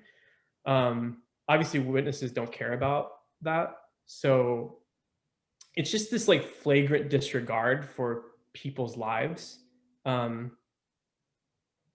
which I find to be like criminal actually now. And so like now I'm, at the time I thought it was like so loving and this is amazing. And now I view it as like, it's just wrong. And the branch also turned a blind eye quite a bit to like, some like illegal activities. So like, we don't have, many witnesses don't have degrees. But in the larger cities, to get a work visa or to work legally, you need a visa, a work visa. In order to have that, you need to have a degree. And so most of the people I knew who didn't have them would buy degrees or go to like the Harry Cotton class. Like he sells degrees now for like $3,000. So you have a degree, it's from like a college in the Bahamas. So it's like, it's not accredited, but it is a legitimate degree. I had one in business. I did business studies from Canterbury University. But So you all got fake degrees in order to obtain a work visa so that you could work and stay. Yeah. wow. And so the elders basically said, whatever you need to do to stay is fine. Because the other option was half the people just worked illegally, where you just got paid under the table. That happened to me when I first moved, and I actually had to I got caught, and I had all these police interrogations, and they took my passport for a month, and I didn't have they froze my funds, the school, which is tough. And it's happened to a few people where I've heard of stories where my friend, the teachers would come into a school and say the police are here, and he would have to literally run and jump over a fence to get out, so that he wouldn't get caught. It was, and these are all pioneers and ministerial servants, and yeah, it was very interesting. There was it was a very different set of rules. The congregation I went to, we didn't dress up. So I would wear this and give a talk. For the 4 years I was there, I never went to a field service meeting, maybe 5. We did have regular field service meetings, and it got really organized by the second year I was there. They had territory maps, and we actually had a kingdom hall that was starting to happen. We would rent an apartment, a large apartment, and refurbish it. It had it looked just like a hall, rows of chairs, panels on the wall for soundproofing, a screen that came down. We had a sound system. We had literature in the back. We had a bulletin board. We had a men's bathroom and a women's bathroom. It had Wow, I'm blown away by that. I'm just picturing this, I don't know, Chinese apartment community, and then this boring beige room in there with the terrible chairs and I don't know, just that's crazy to think of that they would change an apartment like that. Yeah, no, it was really, and you had to pay for it too. Everyone had to pay for it, and they're expensive. Once we got those, they were pretty expensive. Ours was kind of near a stadium, and so on Saturdays, sometimes you could hear a concert going, and it would be so loud that we couldn't hear our own music. It'd be Britney Spears playing or something. It was super funny, but or Lady Gaga or something. Britney Spears probably didn't go, but yeah, it was very interesting. When I first got there, it was the Wild West. It just felt, it was so much fun, and nobody there had kids. Everybody there was in their 20s, 30s, some couples. Everyone was from all around the world.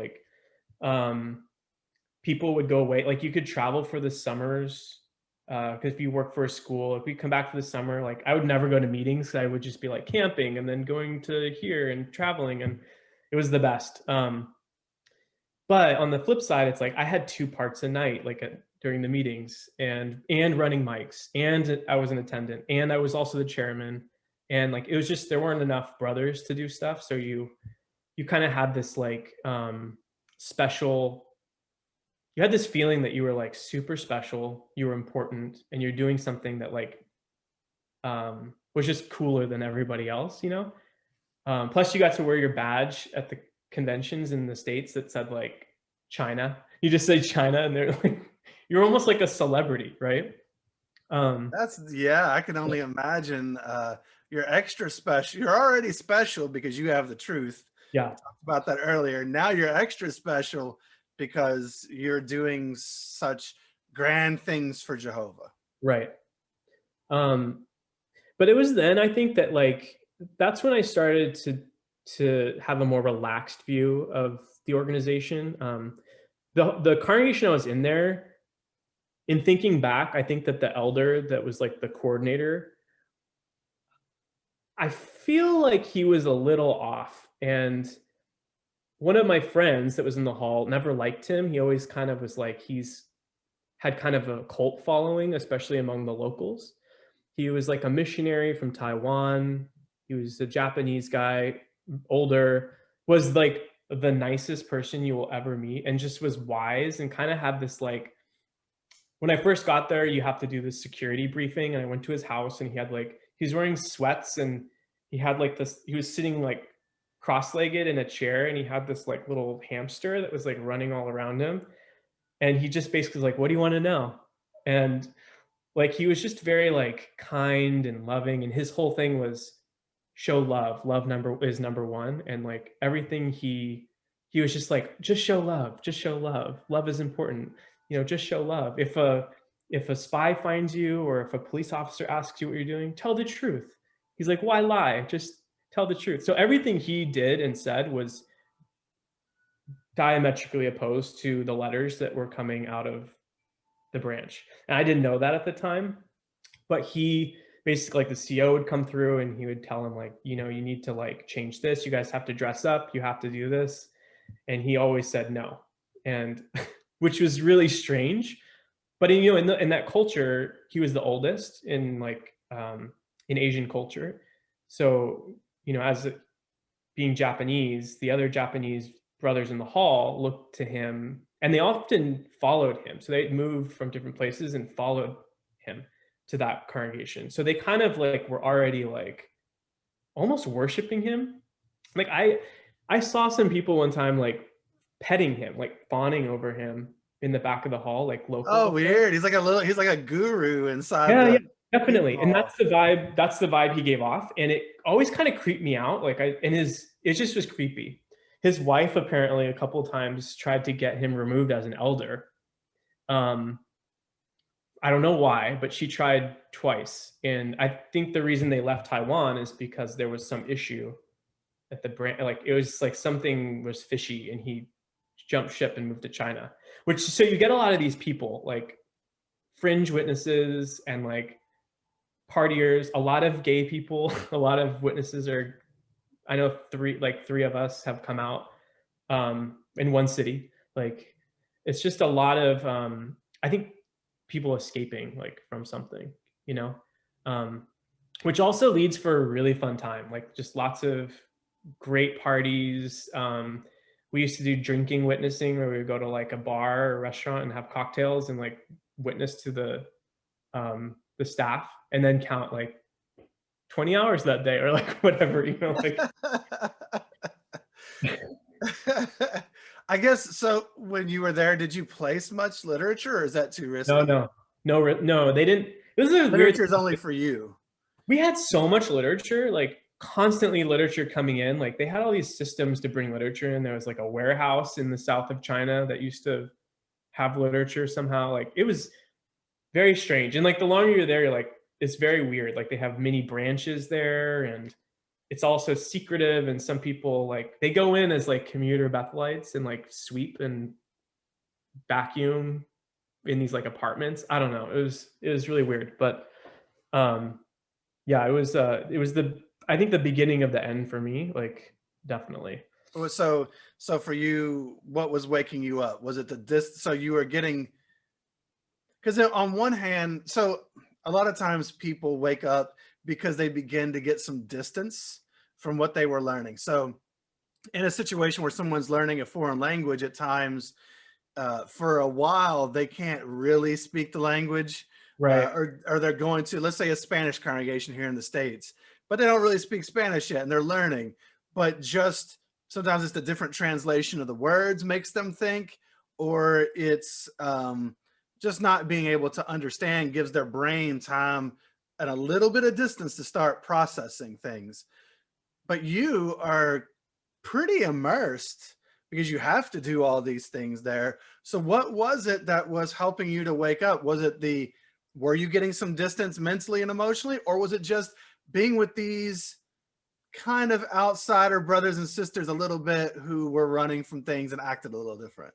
I think it was both. Honestly, like I think that at one point I, like, even studying, I stopped studying in English and I was just studying in Chinese because I thought it was easier for me to like process it rather than translate.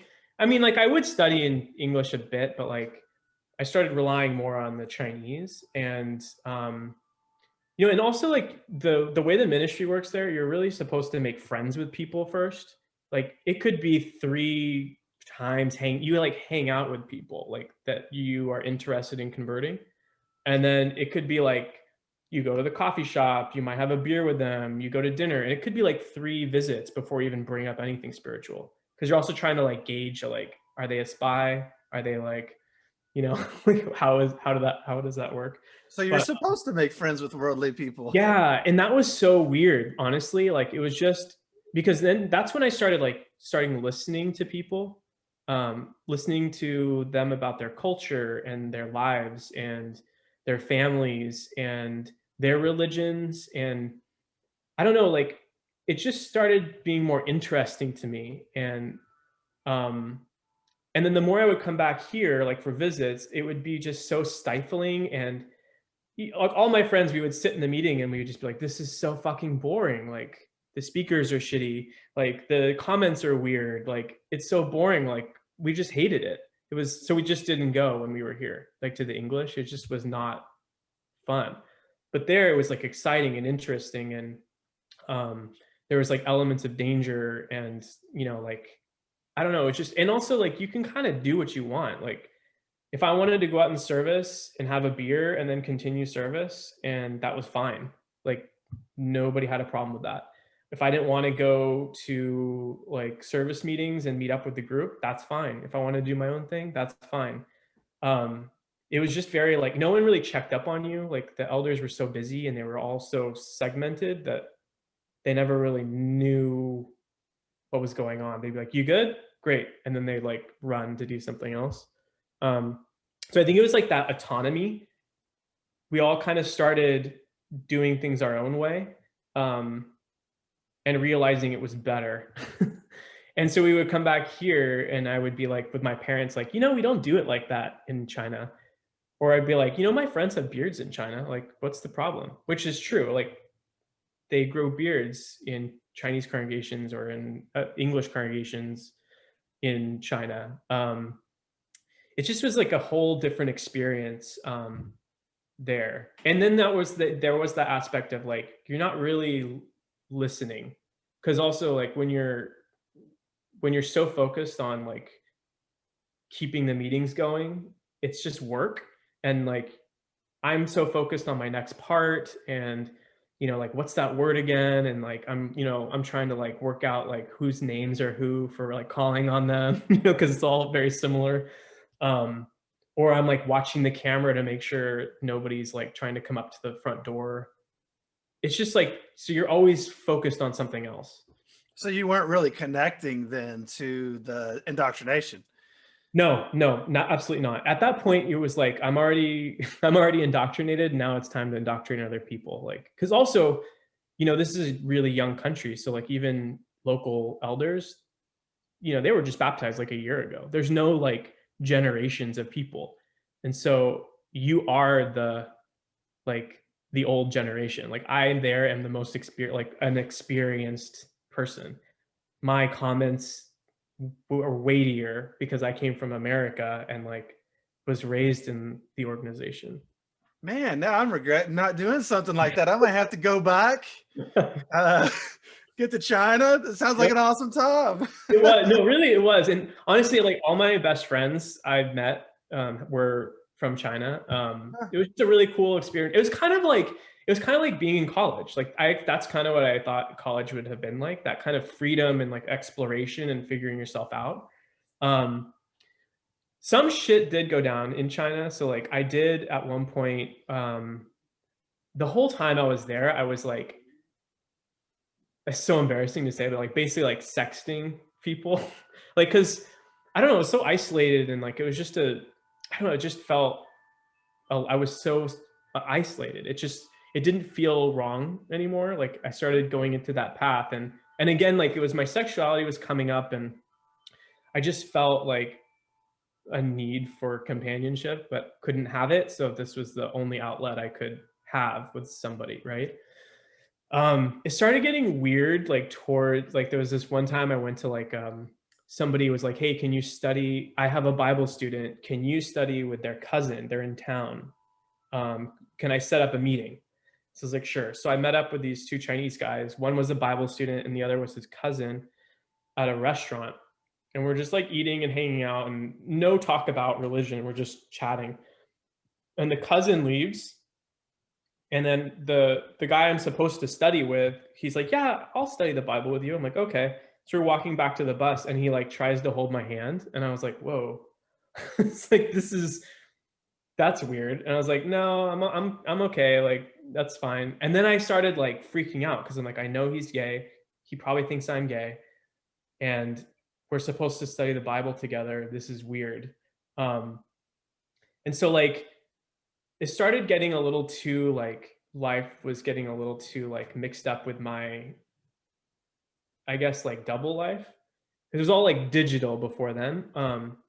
Your And so life was all starting to be real. about 4 years later, right? I wasn't ministerial at this time and pioneering. But I remember it was like one day I was like with some friends having pizza and I got a text. There's like this app, it's called WeChat, and you can like leave it open, like your location, and people can see who you are, like your profile, like if you're nearby.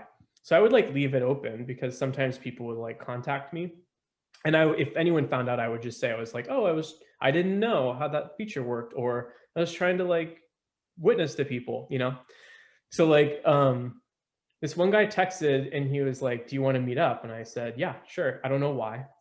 And I did. And we hooked up and and it was the most I've ever done with like sexually with another man. And it was like, I felt like sick to my stomach almost. Like I was riding home on my scooter. It was dark and I shared a room at this point with an elder in my hall. This is like, I lived in this apartment with four guys, and sometimes there'd be like two guys sleeping on the floor, like visiting from France or something. There was just constant rotation of people. Two of them were Chinese. One could not speak English.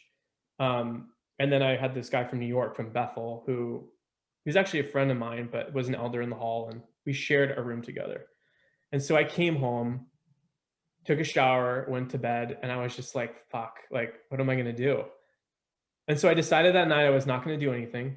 And that this was kind of the thing that came out of being in China. I realized that my spirituality it was me and Jehovah, and it didn't involve people.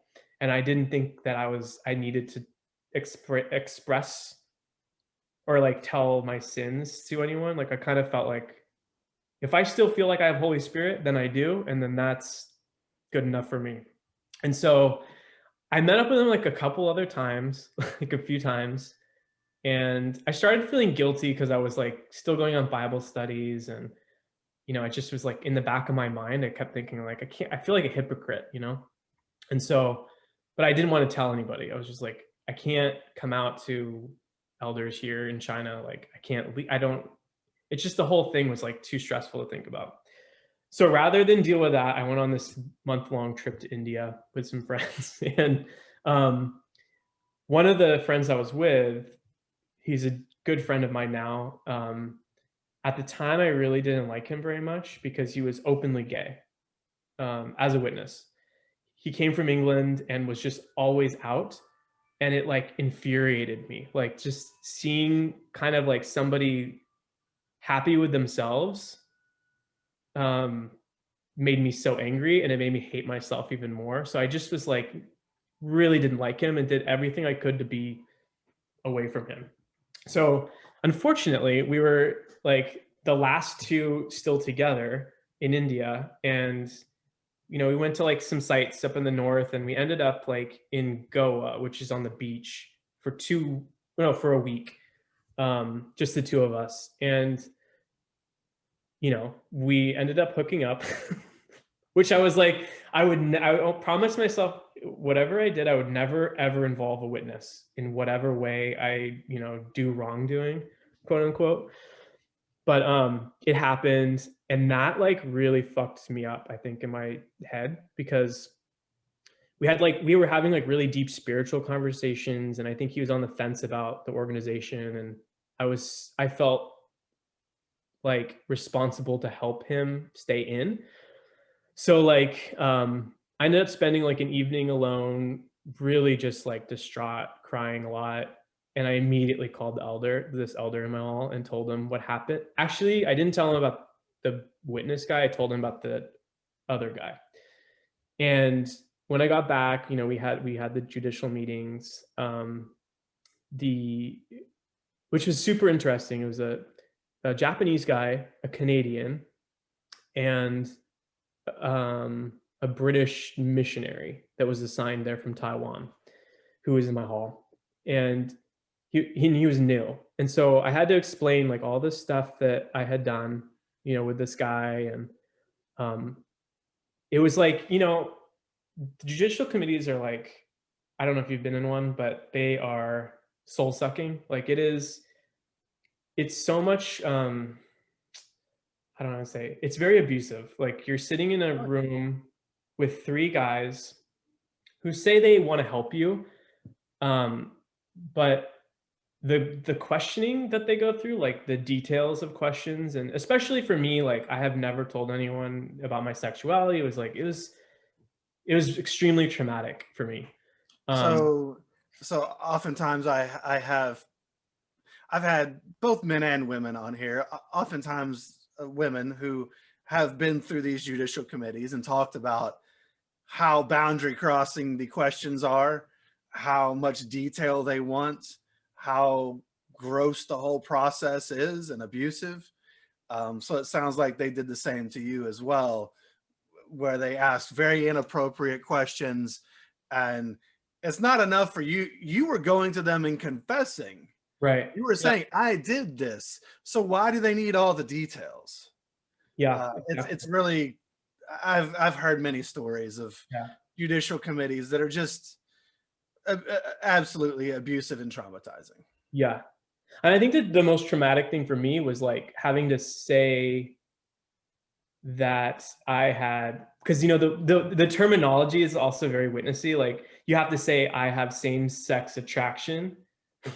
It's not that I'm gay. It's like, no, there's something in me that I need to work on. Basically, it's that separation again. Um, and then I had been in two other judicial meetings, so I kind of knew the game. Like the more upset you are, the more lenient they'll be. They're always going to say, well, we almost decided to disfellowship you, but you have to wait for the but like I kind of got the game, right? And so yeah, we went through the whole process, and then they decided not to disfellowship me and just privately reprove me. And so I was like, obviously so grateful. And at that point, I still was like fully in. And I decided that I wasn't going to leave China. I was going to get my privileges back there because I wanted to make sure it was important to me for some reason. Like, and then I would think about leaving. And I wasn't going to go to English. I was just going to stick it out in Chinese and just stay and like muscle through it. At the same time, I should say, like that one Bible student, we never started studying, but we were still texting, and we were like almost like even that day, we were like talking about maybe going on a date. I had never actually gone on a date with somebody before. I was like going to like the movies. So like still it was like, and then after I got that verdict, I went to that one guy's house one more time. so like so it was such a weird time. Like I just assumed like my relationship with Jehovah was mine, and I didn't need these guys to like tell me what to do. I just needed them to get through the bureaucracy of it. And I think that's when I started like separating myself a bit. So then, yeah, I got, so unfortunately, because I was a ministerial servant and a pioneer, I was announced as no longer being both during the CO's visit, of course. Um, but the interesting thing was, usually you get your privileges taken away, right? Like you can't comment, you can't pray in public. Um, they never explicitly told me that. And so I just continued to comment. I never stopped. And I continued to like pray in front of people with other people. Like no one knew. And because they were all in different like different groups. And they Almost like needed book study. brothers to do this stuff too. Right. So like at one point, and after that, they never really asked me anything. Like they never tried to like help me or go out in service with me. One did once, but I should say they were really nice. And the one Canadian guy was like extremely kind and like tolerant, and like we'd get beers together, and like he's just a nice guy. Um and but yeah, so like I just like at one point I was like, hey, like, am I supposed to comment or not comment? He's like, oh, I should probably ask. He's like, and I just told him like, well, I've been commenting, so he's like, well, it's fine then. So like, and that's the other thing. It's like it's so loose there, right? But yeah, so I did get my privileges back in China, but yeah, that was interesting. The last, so then the thing that came, oh, I forgot about that. So the I didn't tell them about the witness guy. He ended up staying around for a little bit and then leaving. And then I heard that he got disfellowshipped in England. And I didn't know why, but I was like, we hadn't really stayed in contact. I tried to distance myself, you know. Um, and there was one day I got this call from that Canadian guy, and he was like, can we meet for coffee? I was like, that's never good. So we met for coffee, and we're just talking about nothing. And then finally he says, do you know this person in England? And I said, yeah, he used to live here.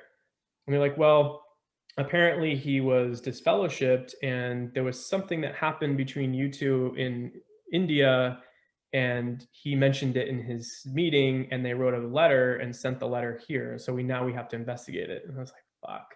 I was like, I was so close just to getting out of this. But the funny thing is they never formed a judicial committee. They only, just two of them came over one day, and they asked me why I didn't tell them, and I said I was just worried about his spirituality. And they said, well, let's just say all of this is all together, and we'll just leave it at that. So right, and I was like, that was pretty Wow. nice of them. I But can't believe they did that. But I mean, I kind of can too, because it seems like, look, when you have such small groups, you all are all each other has. yeah, it's true. And so they're probably not in a hurry to get rid of you. No. Yeah. And the other thing was like, there's all this like there's like pressure in these meetings in the committee meetings to like self-confess and to kind of like beat yourself up. Like, they ask you like, well, how do you feel about this lifestyle? And I have to say, oh, I think it's disgusting. Good, good. And they write that down, and then they'll be like, how do you want to do this again? Of course not. I hate this about me. Good. That's very good. And so like, they also kind of feel for you a little bit, I think, because you basically have said how much you hate yourself and like can't control yourself in front of them and cried. And so it's all part of the game, I think. Um, but yeah, so that's when I got in trouble in China. And how long ago was that? That was, I want to say I actually went there in 2012. So that was probably 2015. I waited a full year. But the guy's friends that got disfellowship, the guy that got disfellowshipped, they were just like really cruel about it. Like one of them cornered me at a party and told me it was my fault and I exploited him and I did this, and without knowing anything, they don't know the details. And another one of his friends like wanted to meet with me, and he told me basically that if I didn't tell my friends that I was gay, he was going to. Um, and he gave me kind of an ultimatum, and he said basically like I was selfish and I should have got disfellowshipped, and he didn't understand why, and it was not fair to this other person, and he didn't understand why the process worked like that, etc. I'm like, none of this is my fault. Like, You didn't make the decision to no, right. whether or not to get disfellowshipped.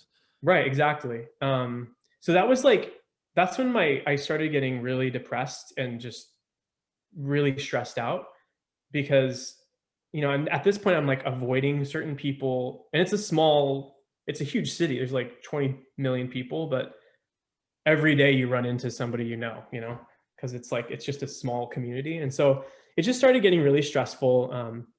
I was working with my best friend at the time, like at the same school, and who was from here, from my hometown. And it was fun. Like we would go drinking. Well, actually, we'd be like drinking at the school. Like it was just, I was so depressed, and like I didn't know why. I just was like very, very depressed. And at that point, I started thinking about like suicide, and I used to fantasize of like hanging myself, and like I just was so unhappy. Um, And that's when I like had this like moment of panic and decided to move back to the States. So I applied for this job and I got it. Actually, before I got it, I just got rid of all my stuff and bought a plane ticket, and I left within a week. I didn't even tell goodbye to certain people. I just was like, the pressure of my sexuality and people finding out. Actually, I did tell my friend at the time that I was gay, because I felt like this other guy was going to tell everybody if I didn't. So I felt pressured to do that. But I did tell her. No surprise for her, but like, um, but yeah. So then I moved back to the States and went to English for a little bit and kind of like laid low and tried to like re-enter, Western society. And how did it go? It was really hard. Like, after having lived with so much freedom, like being in an English congregation and living with my parents again was like a nightmare. Like it was just so dull and everybody was so boring, and they try to invite me over and like I just couldn't connect with anyone, and it was really hard, really difficult. And by this time I developed quite a bit of anxiety. I couldn't comment at the meetings. Like I would leave as soon as the meeting was over. No one knew that like I had been reproved. It wasn't, I mean, actually I don't know, maybe they did, the elders at least. But um yeah, it just was like I was really struggling with trying to fit in, and I had no friends because all my friends were gone, and I didn't want to make any witness friends. I just didn't connect. And so yeah, like you said earlier, like I just delved into work and worked nonstop, and eventually moved it back to Chinese. And um yeah. So you're talking to me today. Oh yeah, exactly. You're clearly not still living that life. So what has transpired or changed in the last few years? Yeah, so I went back to China. I used to travel before the pandemic for work, and I went back to China to visit, like after a work trip, and visited some friends. And um, I had like what I call an emotional breakdown there, and I think it was like the memories, and I don't know what it was exactly, but I kind of flipped out. I had some friends staying with me at a hotel room, and I just like, for no reason that I knew, I bawled for like cried more than I've ever cried for like 3 hours. I ended up coming out to them on that trip as well. Um, and I ended up randomly hooking up with an American guy on that trip. So when I came back, I immediately told the elders what I did. And same thing. This was like 4 years later, right? Went through the same process with the judicial committee. And at this point, I got to a point where I was like, the anxiety was like really high, and my depression was also getting really bad.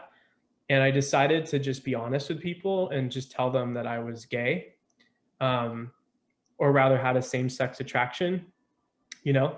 And so I told my parents, which is a big deal. And they never really talked about it after that. Like they kind of just, they didn't know, which I thought was surprising. And then I told them I would still go to meetings and I'm going to work on it and, whatever, but that's what I'm dealing with. And for me, honestly, it was the last judicial committee, and that was last year in October, late October or early November, like almost a year ago now. And I found it to be like so dehumanizing and humiliating. Because at this point, I'm like, I have a job, I feel pretty successful, I live alone, like I'm in foreign language, like, and I'm having to take like direction and orders from somebody that like hasn't worked in 10 years, or like, does, a couple side jobs of literally cleaning windows. Like he literally, sometimes you hear that joke, witnesses are window washers. Like that was his job. And I got to a point where I just felt like there's nothing that they can do for me. And one of the elders was a stranger to me. I had never met him before. And just the details that they ask you, like, do you watch porn? Do you watch gay porn? Do you watch child porn? And it's like, why are you asking me these questions? Like, Um, and it was this time I just couldn't I couldn't get any tears out. I just couldn't do it. And when they told me to go into the car and wait, while they deliberated, I tried to pray and I just couldn't do it. Like I just couldn't get it out. And I actually changed my prayer to you start please don't disfellowship me. I don't think I can handle being, and I was like, you know what, actually do disfellowship me. I want to be out. Um, and I went back in and they didn't disfellowship me. They privately reproved me and I was so disappointed. And um, it was after that I started feeling like major anxiety with the hall that I was in. It was kind of like this weird dynamic where all the sisters were super bossy and would counsel you with scriptures. During the meeting, I would get counseled for being materialistic. I would get counseled for being late. I'd get counseled for my clothes. I'd get from men and women, constantly, for the way I said that prayer, the words that I used. We don't say that, that, I'm already having anxiety to raise my hand and speak another language. And there's also this pressure from having been in China. You're supposed to be you have the experience and your language skills are supposed to be a certain place. And I just had so much pressure constantly where I was overwhelmed by it. So I started recoiling a bit from service. I stopped commenting for a year. I didn't comment. I couldn't. I would have mini panic attacks before giving a Bible reading. It got really bad. And then it was after the judicial committee, I kind of was like, I don't want to do this anymore. So I just kind of stopped going to meeting last year in December. My friend was already kind of she had moved back from China and was in between halls and didn't want to go to meetings. And I was trying to encourage her. And eventually I kind of was I would drive to the Kingdom Hall, get dressed, drive to the Kingdom Hall, and then drive right past it. And then I would go home and I would go to bed. And then I started this pattern just kept happening. And I started isolating myself. And, I'd always gone through some depression, but throughout my life and just feeling lonely and just going through dark moods. But this was the first time I actually felt scared for myself. There was a couple of days I would just lay in bed all day until night, or I would stop going, I would stop combing my hair, forget when I showered. It was really bad. I called the suicide hotline one night because I just couldn't. Also at this time I had started using cannabis quite a bit because in California, of course, it's legal. And I even know some elders that use it, but I think I was just overwhelmed with too much. And I was, mixing cannabis and drinking. And at this time I was texting with my friend who had moved to Japan every night because it was the only person up. I would stay up until 3. I couldn't sleep. And we would chat, and I came out to him, and I came out to his brother and his wife, and they were okay with it. And so that it kind of gave me reassurance that maybe it's okay, and then I remember him telling me one time, because I was telling him how dark things were, and he just was if it's a choice between life and death, or being a witness and killing yourself, or I'm sorry, being a witness and killing yourself and being gay and out, he's just be gay and out and alive. And that kind of shocked me. And that's when things started. A friend would be have you read Crisis of Conscience? And I looked into that a bit. Or, have you ever thought about this? I'm well, I've not really thought about 1975 and, how the Witness organization talked about that. But honestly, it wasn't until I went to a wedding last year in Japan where this friend of mine lived. I was really excited to see him. It was the darkest time for me. I was just really spiraling with just I had also just started talking to a doctor. I was too afraid to talk to a therapist because I knew if I talked to a therapist, the first session, they would find out I'm gay and tell me to leave the organization. And I just wasn't there yet. And so I talked to a doctor and he put me on prescription medication immediately. for my depression and anxiety. Um, and then like I was just trying to like balance that. It was, it takes a while to get used to it. So I went to Japan and basically decided, like after a whole week there with some friends, really close friends who we all trust, we all kind of were talking about things that we disagreed with, and everything we were saying, I was like, wow, I can't believe you all believe, like you think the same thing, like I always had a problem with women. Like, why can't women talk? Like, why do they have to face each other? Or like, why do they have to wear a skirt to be spiritual? Like, that doesn't make any sense. Like, there's just all these things that I had questioned. And then I saw my first like John Cedars video there. And basically after that trip, I decided I'm never going back to the meeting again. And so I didn't. I moved back and yeah, I didn't go back. So I'm shunned now because I was pretty open with me being out. I wrote my parents a letter and told them that came out a second time, and told them that yes, in fact, I do have a same-sex attraction, and I'm going to live as a gay man. So I wrote them a letter in July, and after that, I felt more comfortable to tell my close friends, and they've all shunned me since, like immediate disconnection. Even ones that said they didn't care, they all left, like just dropped me, which was kind of expected, but also like it makes you so angry, like you're just like, it's just disappointing. You thought that, you think that your friends are better than that, but they're not. So Yeah. One of the first stages of grief is denial. right. And we often have a lot of denial about our families or friends, and we think that they're going to be different. They're going to not shun us. They're going to not follow the rules or the culture of Jehovah's Witnesses, because it's a hard thing to accept Right. that these people are going to act in this way. Because look, you're not being someone else. You're just actually being yourself.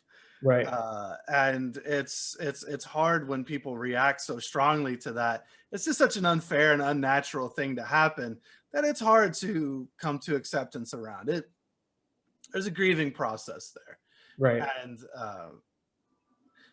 And you're not even technically disfellowshipped or Right. anything like that, and yet they're shunning you. And it's like, it kind of goes to show, like, it really, on some level, there is the mandate from the organization to shun or possibly be shunned. And there isn't a lot of choice in that scenario, but also people are able to, and often do. My family shunned me, made that choice long before Right. I actually left. The same with my wife and her family, even worse in that scenario. Right. And they made that choice. They've been coerced and brainwashed in a lot of ways. And so it's hard to say what exactly is choice, but there's some measure of choice in there as far as when they choose to hit you with the shunning. And yeah, it doesn't feel good. Right. Yeah. No, it's and right now I'm kind of like dealing with I blocked most numbers, and so sometimes I'll see in the blocked, like, message box, there's like elders voicemail, like they call me now in twos to talk to me, but yeah, I'm not planning on doing that. So like I was pretty like open. I've decided, like, basically, like, it's just, there's no point in fading or like trying to like disappear, because ultimately what I decided was I had to live in a box for so long and deal with the propaganda of building self-hate based off of my sexuality and who I am as a core person. You see these videos and articles, you read articles that talk about homosexuality and gay lifestyles, and like, if you leave, you're gonna get AIDS, and you're gonna like you're gonna be a drug addict, you're a drug addict, and there's this and that, and like And like, I've been out in service with elders who, will use derogatory comments about gay people. And it's like, I've listened to that for so long, and I now understand that, they're a paper tiger. Like, they don't have an actual judicial commit. It's not judicial. There's just some guys who have bought into this set of rules and are trying to put it on other people. They don't have any powers. They don't have any power over me. And honestly, I don't care what they think. They're just people. And so, yeah, I kind of decided early on that my stance would just be to stand up and just be who I am, and respectfully, of course, but like, not hide who I am. So, I do have a boyfriend now, and I am in the town of where, I know people. And so like, I knew it would happen eventually. I kind of planned it. I went to a store where I knew there was a witness that I knew worked there, and it was during the pandemic, so we're wearing masks, and he recognized me. He asked me like, "How was your convention?" And I was like, "I don't know, actually." He's like, "Oh, when is your convention?" I was like, "You know what? I don't know." And he kind of like looked at me weird, and I just pointed to my boyfriend. I was like, "This is my boyfriend." And so he's like, "Ah, got it." And I knew within a week I would start hearing from people, and of course, that's when friends started texting me who hadn't texted me in like, since the pandemic started, to check in or anything.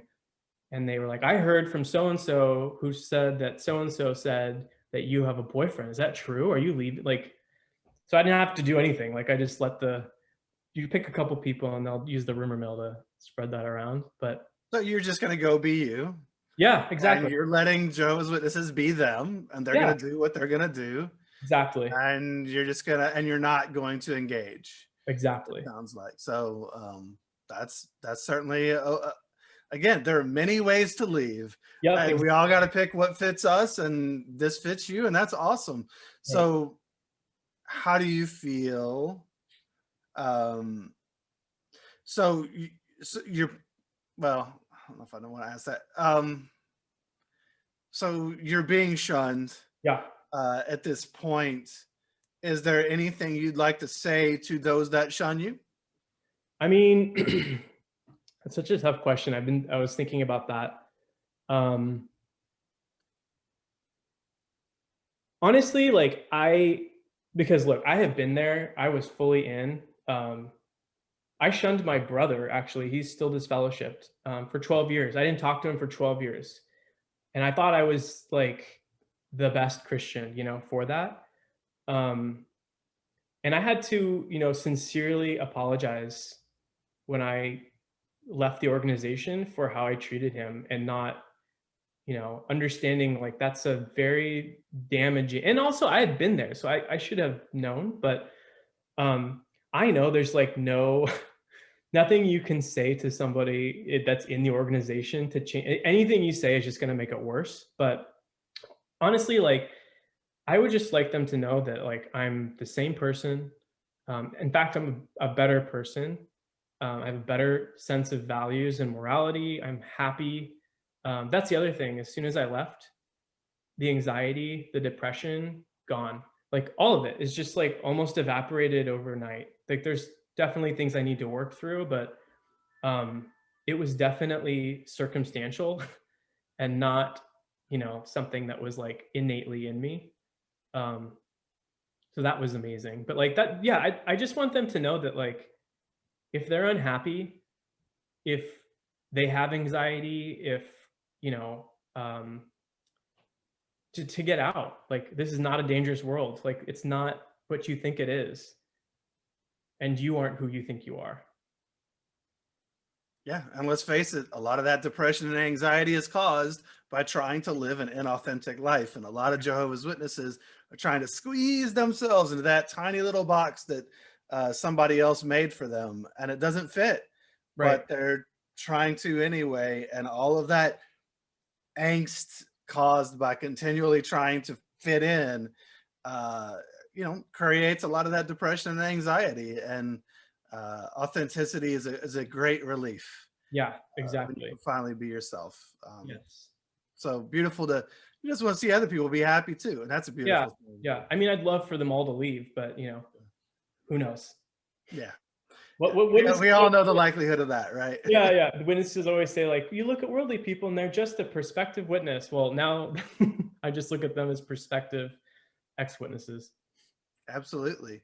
Um, well, what do you enjoy about your life? So this is very recent, Yeah, as yeah. far as you really truly waking up and starting to, uh, you have a boyfriend now Yep. and things like that. So, what do you like about your new life, and what do you want for the future? Anything in Yeah, particular? so like, I mean, obviously, I never ever thought I would ever be in a relationship. Like, I thought that I would die before Armageddon single, or I would go through, you know, and be cured in the new world, this. Although I will say there was I think it was Let, right? In the last convention, he said that people that were, he said homosexuals will wake up in the new world and still have to work at changing. I said, I like, what the fuck? Like, I was like banking on the fact,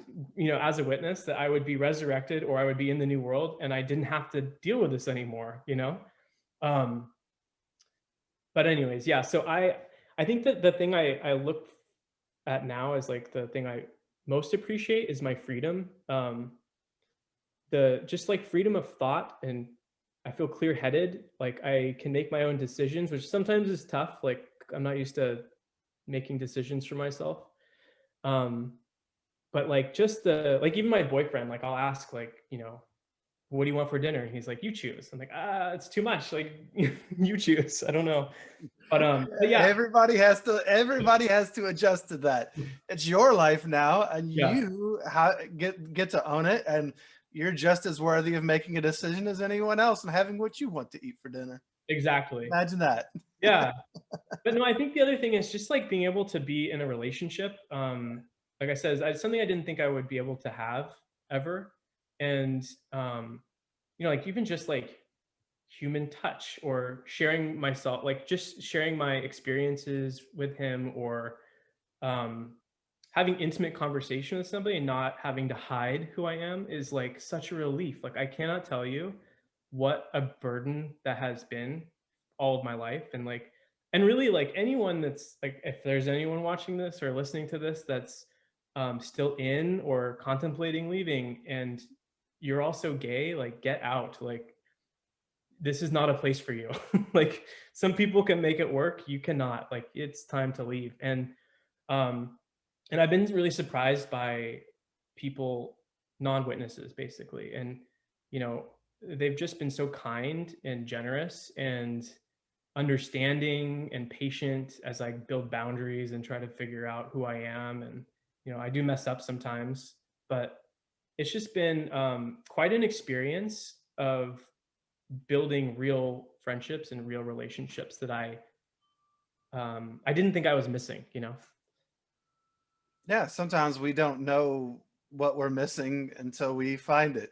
Right, And then it's like, oh wow, this is so much better. And we were all lied to about what life would be like on the other side. right, They lied about that to keep us in.